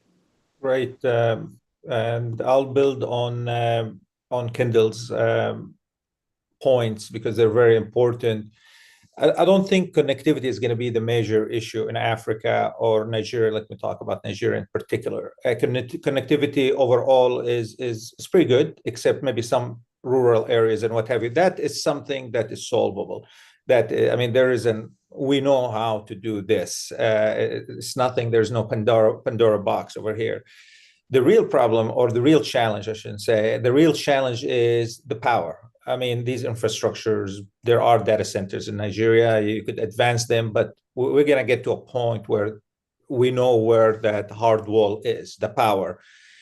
And coming from a IT and cybersecurity background, the models need to be in Africa or in Nigeria or wherever prospective country is, for many reasons. Obviously, for the what's been discussed a minute ago, the localization and the speed, but there's also privacy laws around the world that this has to be addressed. It's going to be a challenge to excel in AI if you have a privacy issues. It's just going to pull you, especially AI, more than IT, because it pulls from so many sources, and it's a complex issue when it comes to privacy. So the answer really, data centers have to be in Africa. Now we're back to power at this point of time. So the issue obviously is the grid and the grid, and reliability and what have you. So that just has to be resolved. Now there are small micro, let's call it grid generators, if you want to call them grid, that are doing fine for our power. They run our towers and everything's great, but we're living in a different place, different times. It's just suddenly dawned on us now, like we moved into a different planet or something, and we have AI, and whatever used to work might not work and what have you. So looking forward on this, Dr. Ian and panelists, I believe there are going to be 3 stages for this power issue here: a near one, a medium, and a long term. Now, in the near term one, what we have might be fine to anchor small data centers, edge sites. They will do. You could get bigger generators, solar, a combination, and what have you. However, over the medium term, we'll probably have to see, or we'll see, if I have to predict, a more purpose-built, energy-smart AI hubs, where renewable and abundant energy is strong. It might be an evolution of what we have. It might not just be something crazy advanced or what have you, but they're purpose-built. So they might be bigger and what have you, and they're designed for that. On the long term, this is all non-sustainable. I mean, they're going to continue to need more power, these data centers. I think we're just seeing the tip of the iceberg at this point of time. So things that needs to be looked into in the future is advanced storages, even possibly nuclear reactors, but that's a policy and governmental matter at this point of time. There are a lot of coastal areas and rivers and lakes in Africa and in Nigeria. Maybe that needs to be utilized. A point was mentioned a few minutes, or probably about an hour ago, that is bringing a lot of jobs, AI, to Africa. And I completely believe in this. There's a great talent, in my opinion, in Africa and in Nigeria. But it's not just about AI. It's going to bring more talent in to build. And I think that's a big market, even here in the United States, is being addressed. And that is the power storage and power generation. So there's a great opportunity for the entrepreneurs in Africa and Nigeria to look into that, and that's going to be a very big topic, very big job market in the whole world, for that matter.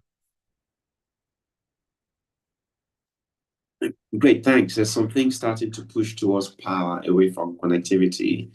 It's an issue where it's something we know about. We're able to get on and do it. There are things in place. And it's about also meaningful broadband and the penetration. But just before we go into that, Engineer Barena, your camera is also not sure if you're available immediately. From the sort of regulatory point of view, smart regulation, and so what do you add to what we've touched on around connectivity before I then move on to the power question that seems to be coming up now constantly?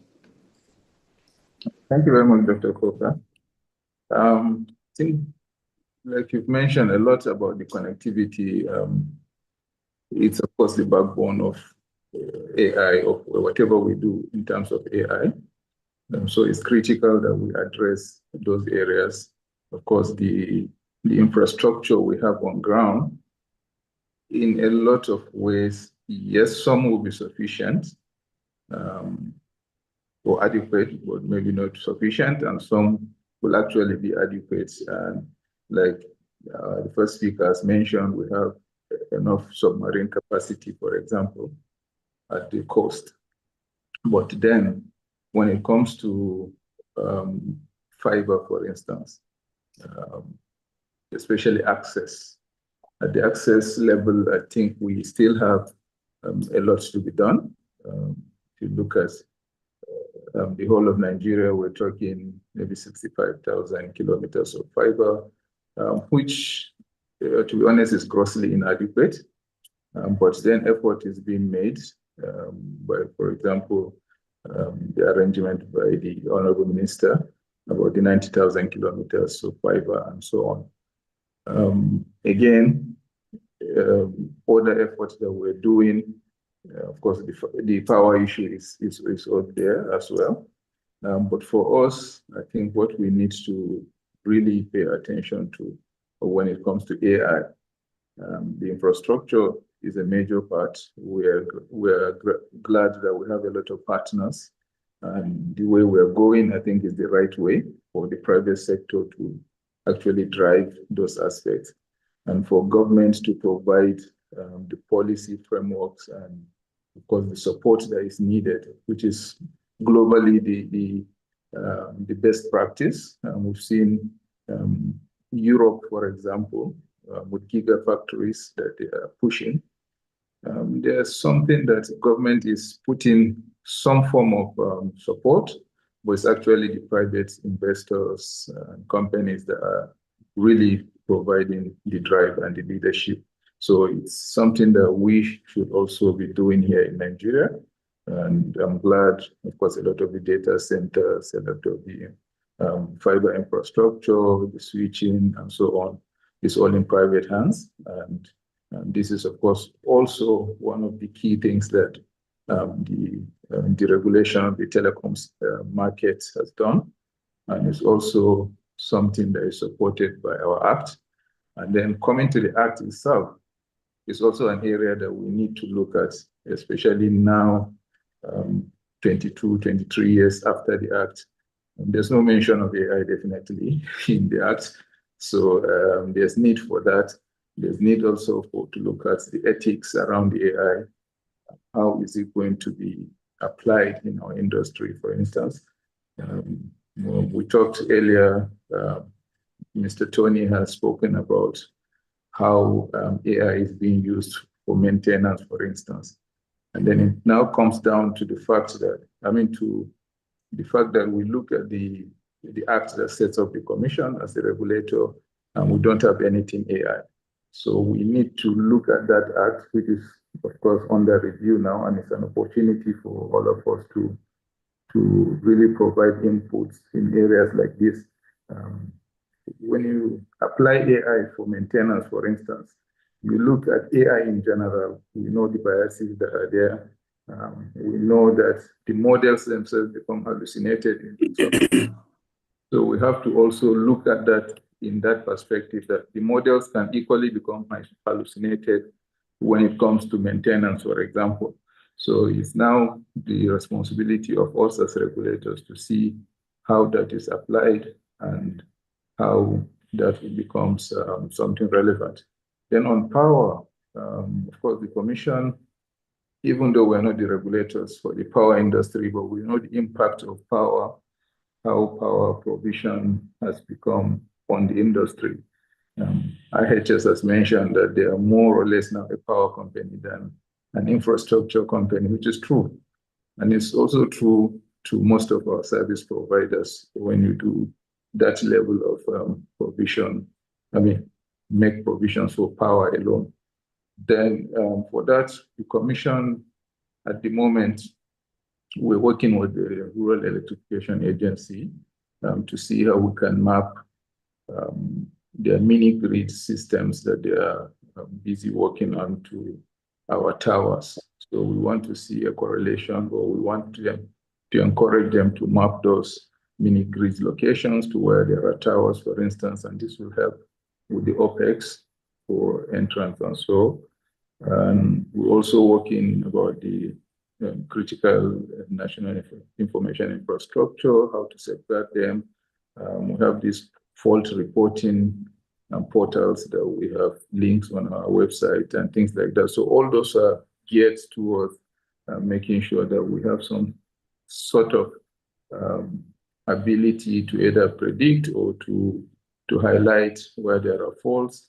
And then on the regulatory aspect, or we're also currently working on wholesale broadband studies and open access studies, which we hope at the end, once it's unveiled and it's done, it will give opportunity for players in the industry to see where they play fairly in the industry, and our consumers would get the best chances that is there. And then, of course, cybersecurity is another key area that we are not lost on. And AI itself needs its own security, the data centers, the network infrastructure, the services, and so on. So cybersecurity, as my EVC has mentioned earlier on, we have the cybersecurity resiliency framework for the communications industry, which the draft version is already in circulation, and we're taking feedbacks from players, and that will form a basis to ensure that all players in the industry have put in place enough cybersecurity in their networks to ensure that the future networks, the AIs, and every other thing is secured, and we win the trust of people. Thank you. Excellent. Thank you very much, Engineer Babagana. You covered, I kind of always celebrate the NCC as the leader in progressive regulation, supervision, and so on. And I think the scope you've discussed and what you're taking into account is sort of a reflection of that. There's a lot to do, but it's not that we're starting from scratch. Now, starting to address some of the power thing, Wilson, we heard about bring your own power, BYOP. I thought we'd been doing that for the last 30 years. Pardon me. Still having a little bit of a cold from before. So what does it mean now, this BYOP? What's the new version, BYOP version latest? What do you mean by it? Bring your own power. Is it within the data center, or bring your own power externally? What does it really mean? Okay, thank you very much. So it's basically externally. I was listening to somebody yesterday or during the week, and he was talking about having experience from the oil and gas sector. Now we know our various power, types of power we have in Nigeria. I mean, when it comes to generation, gas fired plants, we have the thermal, we have the hydro, and all of that. So with the current regulation where we have power being decentralized in Nigeria today, I think the data centers can really tap into that particular new policy where states now have capacity to do their own generation, to also have the transmission companies and all of that, to say, look, this gas pipeline, I think currently there's a gas corridor coming from, I think the Lekki deep sea port area down and all of that. West to east. Yes. So I think that is a possibility where data centers around that corridor can actually tap off that gas and have their own gas-fired plants so that they can be off the national grid itself. They can even sell power eventually as time goes on in the future. But currently, or on the short run, they can start having their gas-fired generators. This will really help to cut down on the costs of running diesel, because we all know what it is, power, not just in Nigeria, but in many places across Africa, which has always been that big challenge. And currently what the guys are doing today and most of the data centers, you should know very well. We have the gas generators. A lot of guys are saying, okay, gas is quite cheaper in terms of cost per kilogram. They're having their gas generators, and so they're bringing the power to sites and firing their gas generators, but it is not enough. It is not enough. I think when we start having these pipelines coming in and the guys are able to tap into the facility and fire their data centers, a lot will happen. It will get to the point where these data centers will also be able to sell power to communities around them and all of that. And so it generates income on one hand and all of that. So basically, we are already moving in that direction with what we see happening in that corridor here in Lagos. And the future looks bright, but it's a bit slow. But of course, there's already a roadmap, and I believe it's going to do a great deal for the data centers. Thank you. Yeah, something to add is that I always say power is not a great global leveler. Everybody's now having to bring your own power, right? Even in the UK, in the US, people are now looking for small nuclear reactors, to get their own power. So we're going to have to find our own power somewhere. Moving on to some of that DC readiness, Bukola, and you see the picture also from the connectivity point of view, the MNO point of view, from the distribution infrastructure point of view, from the data center point of view. You mentioned the AI-ready data center. How do you see that build out, the AI readiness, what it means, and how we can get our data centers AI-ready while we still need to deal with some of these power and connectivity issues, for instance, around where you're located?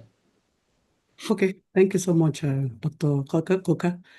Just riding on what everybody has said, AI readiness is centered around those 4 areas we've been talking about, which is compute and availability, connectivity and throughput. You're looking at the energy, the power, and then you look at your data governance. So for me, if I look at the first one around compute, we'll talk about data centers, Kenda, and all the rest I've shared, and MTN is already progressing in that with the recent Dabengua Center that was launched for commercial purposes. And like I said earlier on, the intention is to make it AI ready. But one of the things we must also know when it comes to compute, it's what it takes to make those data centers highly available for AI. We have data center pre-AI era that serves the normal day-to-day. But when it comes to AI, those data centers need high availability, because when you are training a data model, you need that stability. You need that resilience within our data center. The challenge around connectivity, which majority of these panelists have spoken about, is for me is around throughput. AI needs low latency, reliable connectivity for it to work. If you look at most African countries now, our fiber penetration is in the single digits, and it's a problem across Africa. How do we progress that? It's the basics. If you don't have connectivity, you can't even talk about AI. But I think the good thing is, since we are aware of this challenge, as against building the basics, the new networks should be AI ready, so that as we are bridging the connectivity challenge, we are also making them AI ready. And that will help us to be able to drive the challenges around connectivity. And also I hear you, Dr. Koka, you talk about, we have it, but affordability. How do we partner to make sure that, especially in the rural areas, startups, incentives are there to support these early startups? When we launched the Dabengua Data Center, one of the initiatives we did was what we call the accelerator program. And we saw a lot of startups that opted in. They wanted platforms where they can build their different initiatives, whether they're in fintech, and MTN is already working with them on that. How do we do that on a global scale or national scale, where we have the government sponsoring this accelerator program to make sure that we help people to be able to do it? In terms of energy, I'll talk about Most time we talk about energy for AI. What about AI for energy? How do we bring AI into energy? Today, there are a lot of waste. When you deploy some AI model, it will tell us where there are inefficiency in our power generation, because some of the power we generate are also being wasted. How do we handle AI for energy? We reduce costs. AI models can be deployed in majority of our power stations, and that will bring efficiencies in what we do. So we also need to look at that, because one of the major area in energy is cooling challenges. Cooling is going to be a major differentiator. A lot of data centers now use air cooling, but when AI gets it, we need liquid cooling, and that is very, very expensive. So how do we make sure that we do not energy for AI, but AI for energy, to make sure that we bring cooling costs into bearable? And finally, for me, is data. AI readiness. Data is the fuel for AI. No matter how good your infrastructure is, you need to overcome the challenges in data. Across Africa, we have a lot of unstructured or siloed data. The data lineage are very weak. Metadata is not in place.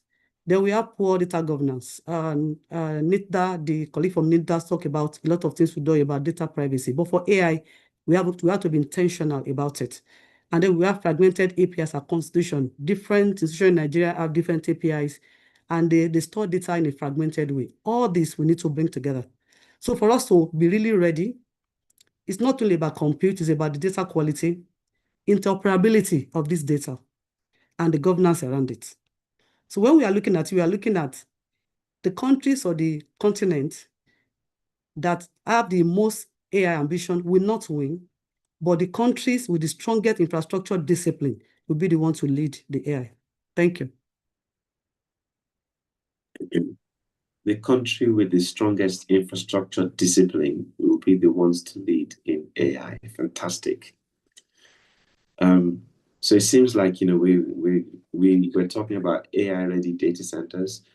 When it comes to the cooling, there's something I talk about actually in the 1990 challenge over the years. In Nigeria, we have 90% humidity, and we have 90 degrees Fahrenheit, and we have to run efficient data centers. So I think it will push us to liquid cooling pretty quickly. So I think Vertiv will be very, very happy with that, given what they've shared with us on their available infrastructure. Something I also picked out is you talked about AI-ready connectivity, right? Mass connectivity, AI-ready data center, AI-ready energy, bring your own power as part of that. And I guess AI-ready regulation. So everything together has to be AI-ready. So we've talked around quite a few subject areas here. I'm going to give some time for questions. But before we do that, right, and we've talked about the different pillars, ethics, cybersecurity, risk, and so on. Collaboration has come in quite significantly in what we need to do here as well. But just before we move on, and of course, the investment requirements in local capacity and capability, can you just give, you know, a couple of sentences? I'll go around all of the panelists now, and I'll start with Bukola again, just as we did the order of the introductions, right? When people say one single important infrastructure investment, I guess, you know, it's not one, but pick your own two of what is a multifaceted bunch of challenges, opportunities, things we need to think about. Just pick your own two in terms of what we should be focusing on now, especially in the Nigeria and Africa context. That we should prioritize to drive our AI journey. Back to you, Bukola. Thank you. I will say energy and connectivity. If we get it right, we will not just consume AI, we will export AI. Very important. You know what? Thank you. Fantastic. You know one funny thing? You know, we've been talking about our build out of the 24 megawatt data center, right? And if 12 months ago, 18 months ago, you'd have told me that I'm scratching my head with my team that we're actually talking about a possible 50 megawatt capacity for the same space. It's quite amazing, quite remarkable. What it means is we're now going from thinking, how do we bring your own power, right? How do we generate 50 megawatts to just think about it, mind-blowing. We're moving to needing to generate 100 megawatts. And that's shifting just the last 12 to 18 months, you know. So Kendall, how do you see it? I'll move on to you now. Mine, I would say two areas. First one would be making AI itself an asset class, right? So when ChatGPT launched, it was a case of, is it just a fad? Is it like crypto, early days of crypto? But we've seen 3 years down the road that is real, right? But if you're going to attract investment, you really need people with patient capital, so infrastructure funds, DFIs, and pension capital. And then for them to be able to invest, they have to see clear long-term contracts for connectivity. So the way we are current B2C plans, we need things that are more long-term so that they can actually extrapolate into the future and put down the investment that is required, because a lot of investments are there. We also need anchor tenants too. So the bigger organizations need to start thinking about AI adoption within themselves, right? So if you're talking about operators, government itself, right, the banks, right, if we start seeing those kind of people adopt AI significantly, then more people will think about investing in that area. And then the second part will be about talent. We already saw how our startups really got onto building, having the talent to write software, right? So same thing too on the AI side. We need a lot of people actually, AI researchers, right? We need more talent around building more training models, the kind of skills that we require for writing AI agents, writing MCP servers to provide the data, the tools for the AI agents too. So that aspect is an aspect that, again, we have the internet. You can learn, you can train, you can self-teach yourself. And that's an area we can actually really distinguish ourselves too. Then the last piece will be using the talent itself, right, around training the models itself, labeling data and all that. That should come to Africa very easily because talent here is actually cheaper compared globally. So those are the two areas that I think investment should go into. Infrastructure itself, right, attracting DFI funds and infrastructure funds, and then talent itself. Thank you. Yeah, and great that you can see you talk to investors. There's a lot of activity with World Bank, with IFC, with FinFund, the kind of Scandinavians, Dutch coming in with interest and very good Africa focus. So the key thing is to just drive that, and it's encouraging to see that from an investment point of view. I remember we added that other C called cash. Very important. It helps. Yes, cash is king. Mike, over to you. Yeah, great. There's so many points to talk about here, so I'll focus on I think the important ones. And again, it builds on Kendall's. So thank you, Kendall, for bringing a few important points. The investors, you know, I worked with them before outside of this subject altogether here in the United States. And one very important thing, that they're smart people. They want to see a plan, a roadmap, a clarity. They catch all the bumps on the way. They know it. That's what they do for a living. So in my opinion, building the infrastructure is not something that can go solo. There's so many entities that needs to be involved in it. Whether it was the fiber, the power, the carriers of the world and what have you, that all has to happen collaboratively. It's not a transactional situation. It's not a transactional relationship between a company and AI. So I believe the entities that are involved, like the infrastructure, the carriers, the fiber, the advice, everything, it's an ecosystem. They need to get together and come up with a plan, a solid plan, to make it happen in the first place. Otherwise it won't, or it will be challenging to go solo, very expensive to say the least. But for investors to come in, they need to see this collaboration. I mean, I remember here in the United States when telco came about, I mean, cellular boom happened in the early 90s, mid 90s. I mean, you saw the companies working as clusters, contractors with the carriers, with the infrastructure, with the government entity, and they would move. And then United States is a very big land, and they managed. It's talk about thousands of kilometers. We're talking a much bigger scale here, actually. But they all work in collaboration together. So I don't think it's a situation where anybody needs to be a hero here and try to do it by themselves. I think that would be very challenging if it's even doable by a company, and that will get the investors to be more interested. Yeah, Oladejo, I kind of skipped you, so perhaps it was also a fortuitous error, because then you're slotting it at the right time when we're talking about broader picture view, plan, and stuff like that. What's your take on that of your talk? So I still agree with Mike and Wilson on the issue of collaboration. That's my first tip. You need to collaborate on this because, like it was mentioned earlier, no single entity can build this alone.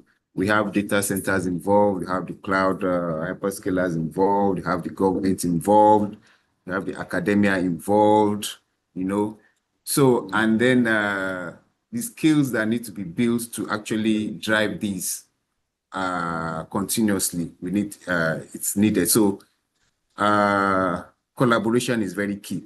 And then another key thing is data sovereignty. We need to own our data. We need to have a way of saying, okay, the data center, we have the data centers here. They have the capacity, they have the capability. We need the hyperscalers to say, look, identify this, the fact that these data centers are here in Nigeria and they need to, partner with them and see how we can have that data here localized in Nigeria, because data is the currency on which AI is running on actually. Without the data, we have no AI. So we don't want a situation whereby at the end of the day, the data is our data, strategic data is kept somewhere and you want to have access to it, you have to pay for it. It might come to that later on because it's a currency which we'll start to trade with very soon. And we need to have sovereignty over our data. So very key things is data sovereignty and then collaboration. And like as mentioned by one of the speakers, the collaboration will boil into the issue of interoperability. Yes, and NIDA is part of our key initiatives also to ensure interoperability between the provision of government digital services, because we're trying to drive the DPI, the digital public infrastructure, and the exchange part of it has to do with interoperability, how APIs work together, and it's key. So that is one of the things we have been looking at, and we are actually working on it in NIDA. Thank you very much. Fantastic interoperability. Just for panelists, there's the Q&A tab on Zoom. There's some questions coming there. So what I suggest is if you just track it and add your own input into responding to those Q&As from that tab as we go along. So Wilson, your take. Okay. For me, I think I would probably go a different route. We're looking at the future. We're talking about the future. AI is the future and all of that. We need to look at the skill sets. Training, and raising up. Because we seeing the demography we're talking about, the youths between ages of 15 and maybe 35. We have a huge population around that. So there must be a deliberate collaboration between the operators, telecom operators, the data center operators with our schools to ensure we get students trained before they come out of university, because we know the data center environments are mission critical environment.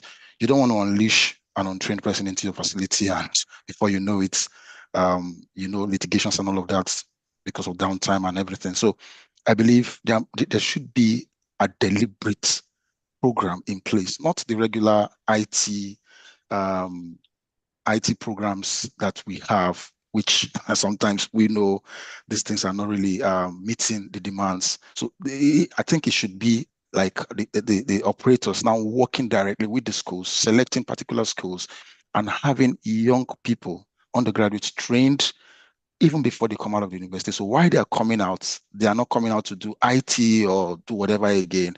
They're coming out to start up as people who already know what the industry holds. Because somebody coming out of school, a graduate, 5-year course, engineering, doesn't know anything about racks, doesn't know cooling, doesn't know nothing.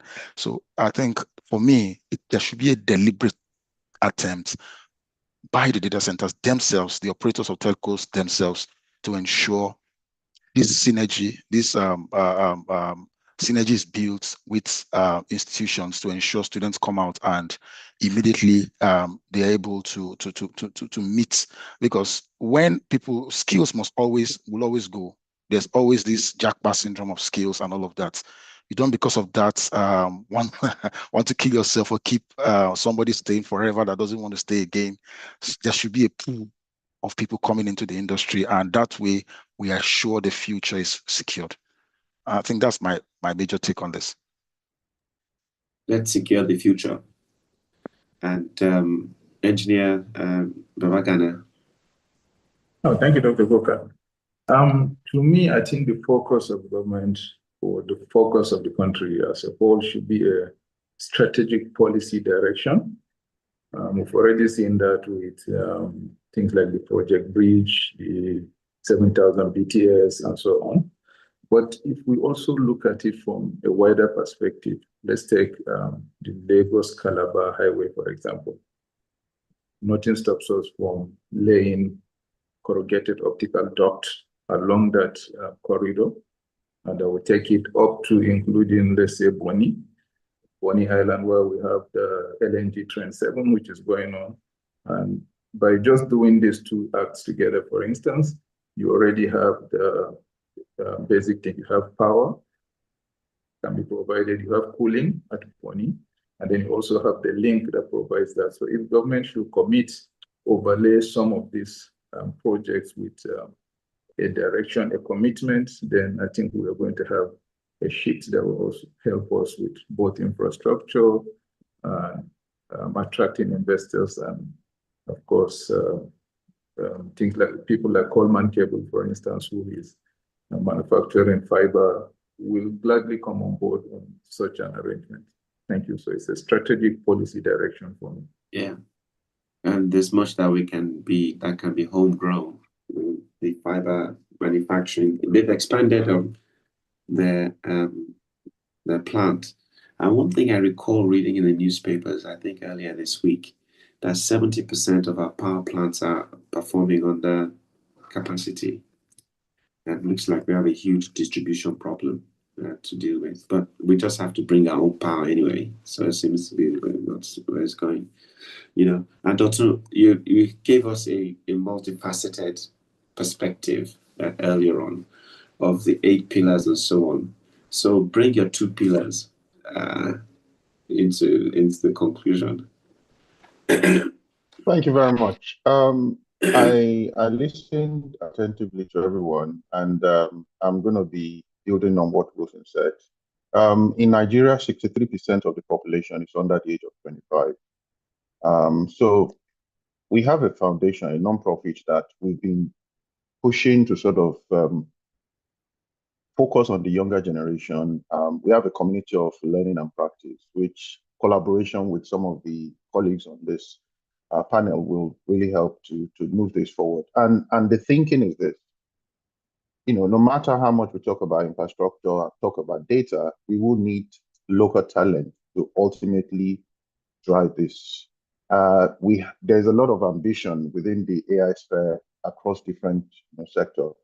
And I like the comment about what AI in power, because there are so many things we can talk about, the challenges we have, but AI can solve a lot of problems that exist. So one key area we are looking at is the talent development, and it's about catching them young. So in terms of looking across Nigeria, we currently have 40 locations, but that is nothing in terms of what we are looking to do, and we can't do it alone. So we already have communities of learning and practice where on a monthly basis, there is a continuation of learning in terms of different skill sets and talking and discussing about,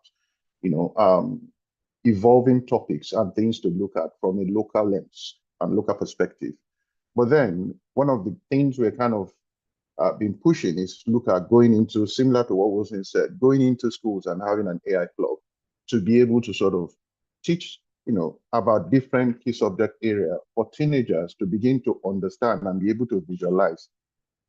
We've all gone through the education system in Nigeria. Engineers don't know what a rack, is. A lot of computer science, colleagues of mine or sort of those who went through, they didn't see a proper PC until they left. Everything was done on paper in most of the time. So we want to sort of catch them young. So talent is the focus. We're already working with those that are maybe graduates working in different areas, want to come into AI, and sometimes some of the technical people who want to cross into AI. So I think talent is one key area. We have something we call the AI tripod, which is talent, computer, data.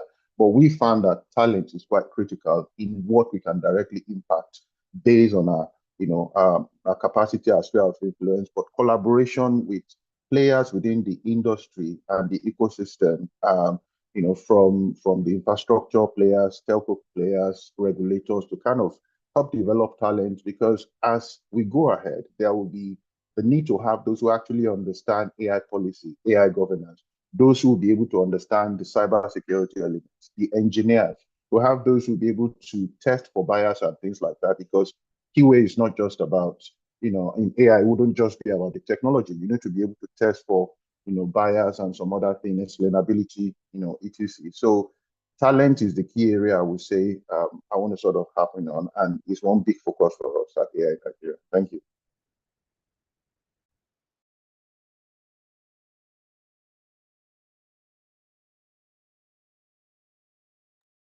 Yes, thank you, okay.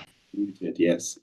How do we, Temitope, how do we deal with questions and answers? We can have a couple of questions come through. Yes.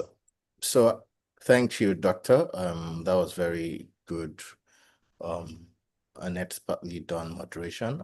We have, I think we have 3 questions. There's one for Okechi, well, previously for Okechi. So I hope that either Okechi or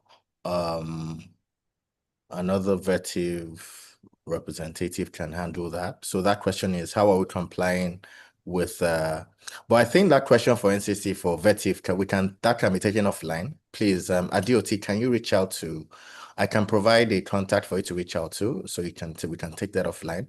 I'll go to Samuel Boluwaji's question. Do we have a sustainable maintenance pipeline to support the continuous development of AI systems and operations in Nigeria? So maybe Dotun can take this and maybe any other takers. And then the last question is from John Agbakoba. IT skills are best learned practically. How can internship opportunities be accelerated? Can government offer tax relief to private firms accepting high interns? Maybe that can be given to the NCC and the NIDA reps. Doctor, what are your thoughts?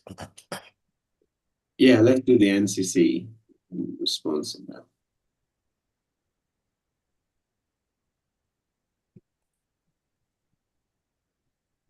Okay, if I can take that, I think personally, I think I agree. I agree that yes, having interns to learn on the job or practically about AI or other aspects of technology is quite important.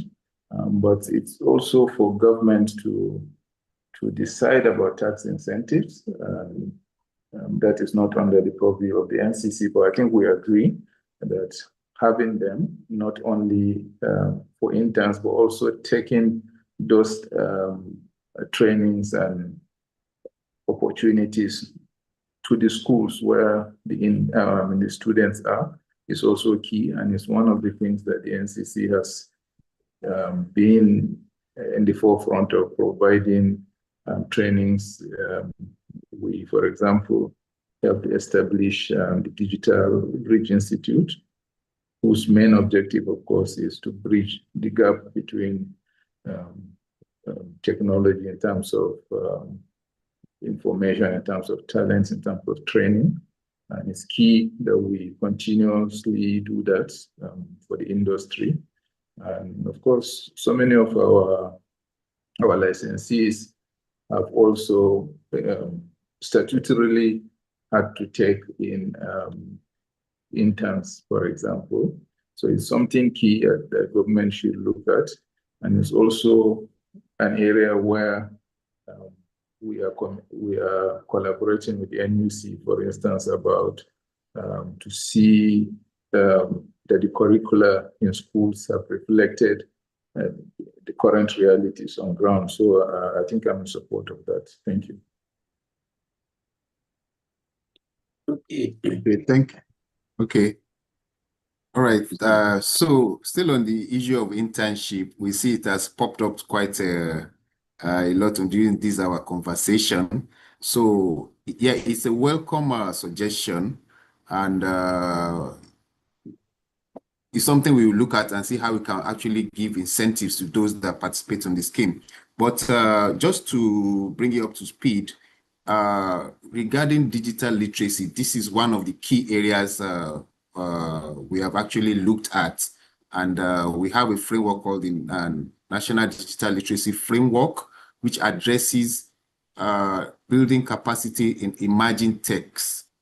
AI is one of them, and it's one of the key areas that the implementation of the framework under the 3 million tech talents is focused on. So this is actually, the training is actually being coordinated in such a way to see that actual hands-on experience is gotten.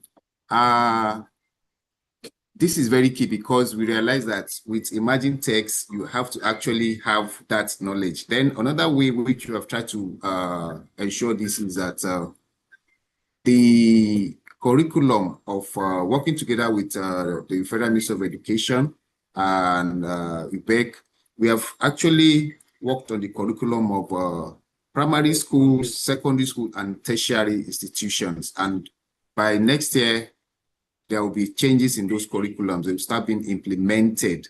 And it has taken care of the major emerging techs to make sure that what is being taught in schools, in primary, secondary, universities is relevant to the present day reality and addressing our challenges in Nigeria. Thank you. I think Dr. is also answering that question on the chat box. Thank you. Yeah, Dr. Can you come in briefly, please? And then given time, I suggest we round up after that. All right. So internship question and hands-on experience is always a query we get from different parts of Nigeria.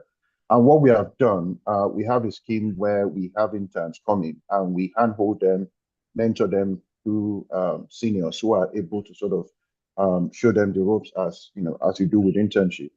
And a good example, very simple one, is, for instance, we've had in governance, some law students who reach out and say, oh, we are interested to go into the area of AI governance. How can we go into this? And we ensure that we take them through the ropes with different tasks and different things. We've also had in the area of our engineering team, we've had in the area of marketing. So this is an ongoing, recurring query that we have. And interestingly, it's usually from the younger generation asking to want to come into this because they're excited about the possibilities. So yeah, thank you. Fantastic. So in summary, I'd like to thank all of the panelists fantastically. We talked about power, we talked about connectivity, we talked about data centers as sort of that trio for digital infrastructure. But also we have smart regulation, that's really key around that, collaboration as a really key thing.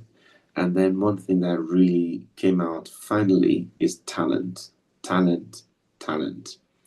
And if the panelists here a reflection of the talent we have, then hey, we are in a really great place. And what a talented set of panelists we have today. Thank you very much. And it's been a great session. I've been delighted to have had the honor of moderating such a talented and experienced, wide-ranging colleagues on the panel board. Thank you very much. And thank you to the participants as well. Thank you. Thank you. Thank you. Thank you. Thank you. Thank you. Thank you. Thank you to you, Dr. Koka, for such an interesting session, and then the great insights from everybody on the panel. We spoke about many things, and Dr. Koka has captured that in his closing, talent and so on.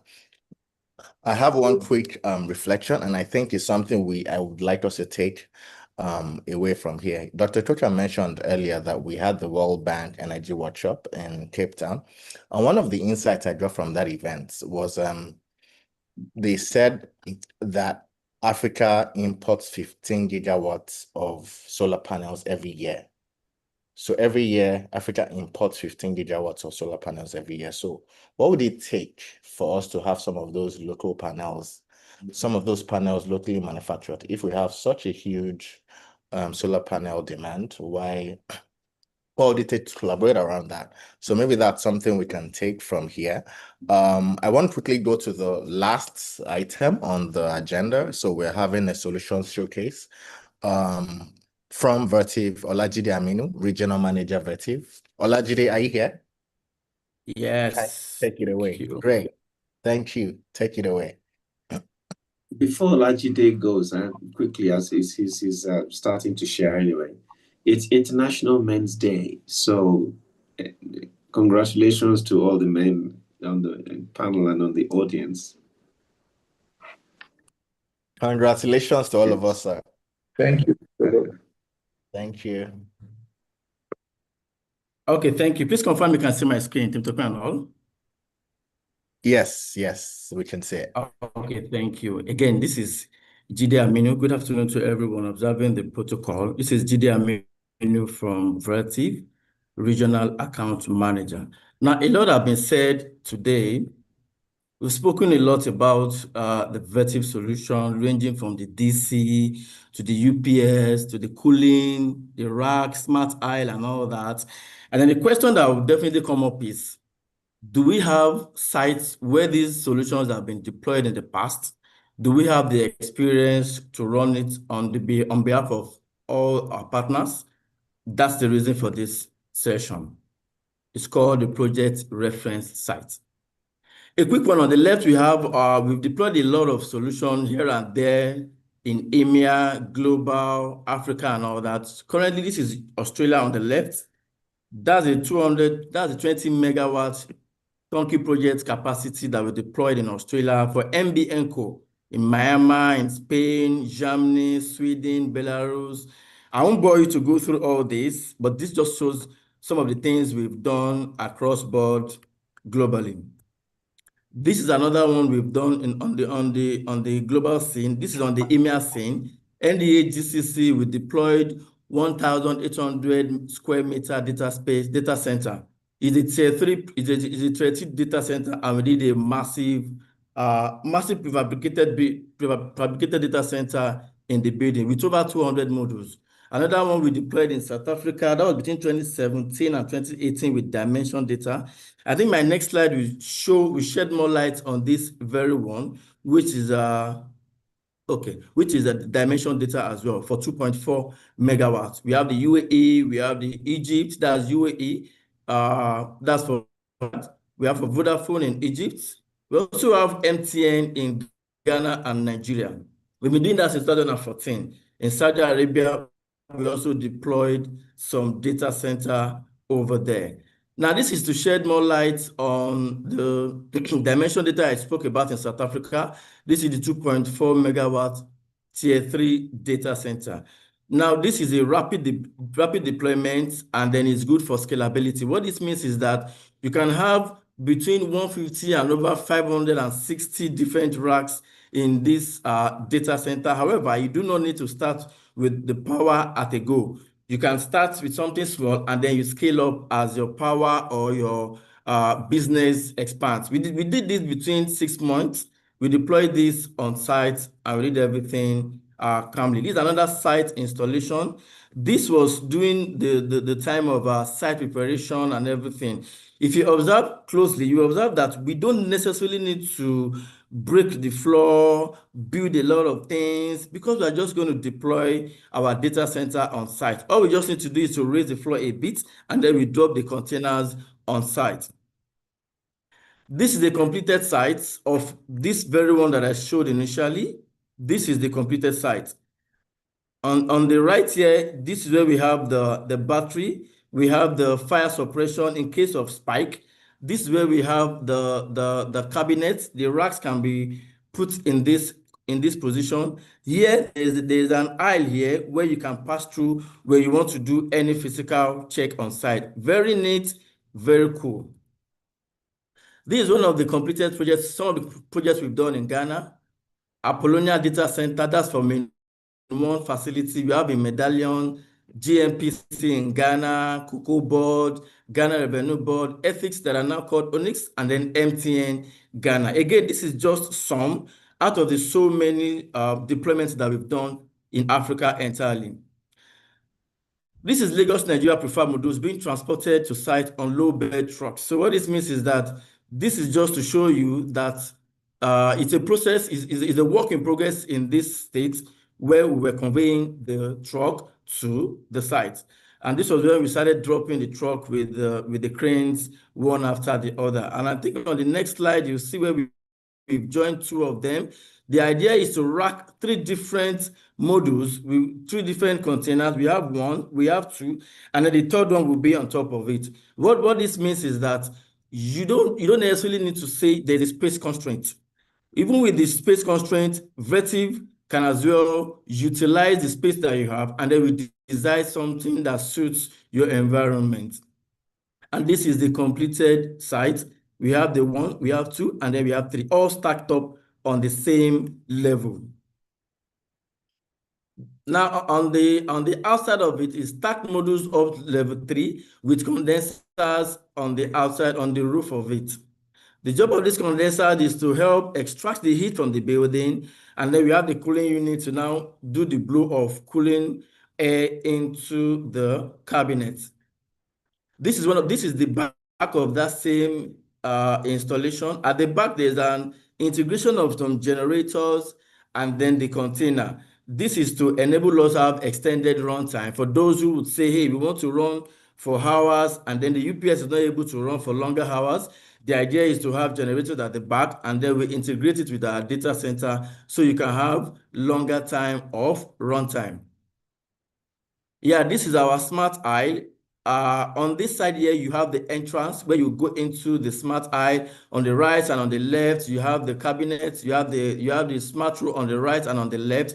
You walk in, and then you can operate each of them from every side, be it on the right or on the left. Again, this is another view of the power units. Here we have the fire suppression. We have the different racks here, and then we have the UPS and batteries all together neatly installed. One of the things I like about the Vertiv solution is the fact that they are always neatly installed. You won't see wire dongles on the floor. We have the PDUs allowing the integration of all the units to be together, vis-a-vis the UPS, the battery, the racks, everything installed without hassle. This is another angle that shows where we have the power units, the distribution box, the switchgear, and then the batteries all together within the same unit. Back here, you have the fire suppression unit to help in case there is a spike. This is a smart row. Here on this black unit you can see here is the condenser, and what that does is to help us extract the heat from the site, and then on the ground we have some cool air coming out to blow the unit. This is what helps us to cool the items so they don't go overheating. A lot of questions have been asked that, you know, with the introduction of AI, definitely there's going to be much heat. We have our cooling unit on ground to help us eliminate the heat without issues. This is another fire suppression unit with the power modules hand in hand. This was a work in progress for the prefabricated data center. On this carton here, we'll be having some of our smart our cabinets displayed on them. Now, on the outside of it, we have the condenser again to help us extract the heat. This is just another back view to let you know that even apart from the inside view that were installed, the outdoor of it are also well installed. Now, to quickly go into this, I'll be giving two different case studies for Egypt and Nigeria. For Egypt, we're talking about Vodafone, that is MTX. They needed after losing that opportunity, they now invited Vertiv. They needed us to deploy a solution on site in a very fast way. We were able to do that within 1 month, and then we commissioned it on site. Because of time, I'll be rushing there. And this is my final slide. This one was done for MTN. What they needed was a scalable alternative for quickly rollout of mobile switching centers in 5 different locations. And we were able to do that. We were able to inculcate the UPS, the precision cooling, everything. We were able to inculcate everything. And then we were able to have improved wireless network performance for MTN, and then they were able to expand their facility at the existing site. Thank you very much. I will be moving back to Temitope now. Thank you. Thank you very much, Jide. Was I able to utilize time? I understand I had time constraints. Thank you. Yes, Jide. Thank you so much. We actually wanted to wrap up at 1, and we are just 1 minute shy of that. I'll quickly do this in 20 seconds. Thank you very much, everyone. It's been a very impactful session. We'll be capturing everything we've said in some reports that will be coming after this. So please watch out for that. And we'll also be sending the presentation, some of these videos and so on from some of the partners, some of the keynotes. We'll also be sharing that shortly with you. Please watch out for that. We have a connectivity workshop December 9. It's a very targeted event, and it follows the connectivity discussion at our Convergence Africa conference around 70% broadband access, infrastructure, collaboration, and shared networks. It's highly closed. If this is of interest to you and you work in connectivity, please send a mail to projects@thehyperscalers.com. I'll be happy to look at that. Thank you very much. And as Dr. Kotra has said, Happy International Men's Day to all our men and women supporting men. Thank you all. Have a great day. Bye, everyone. Bye-bye. Thank you. Bye. Bye. Thank you. Bye. Bye.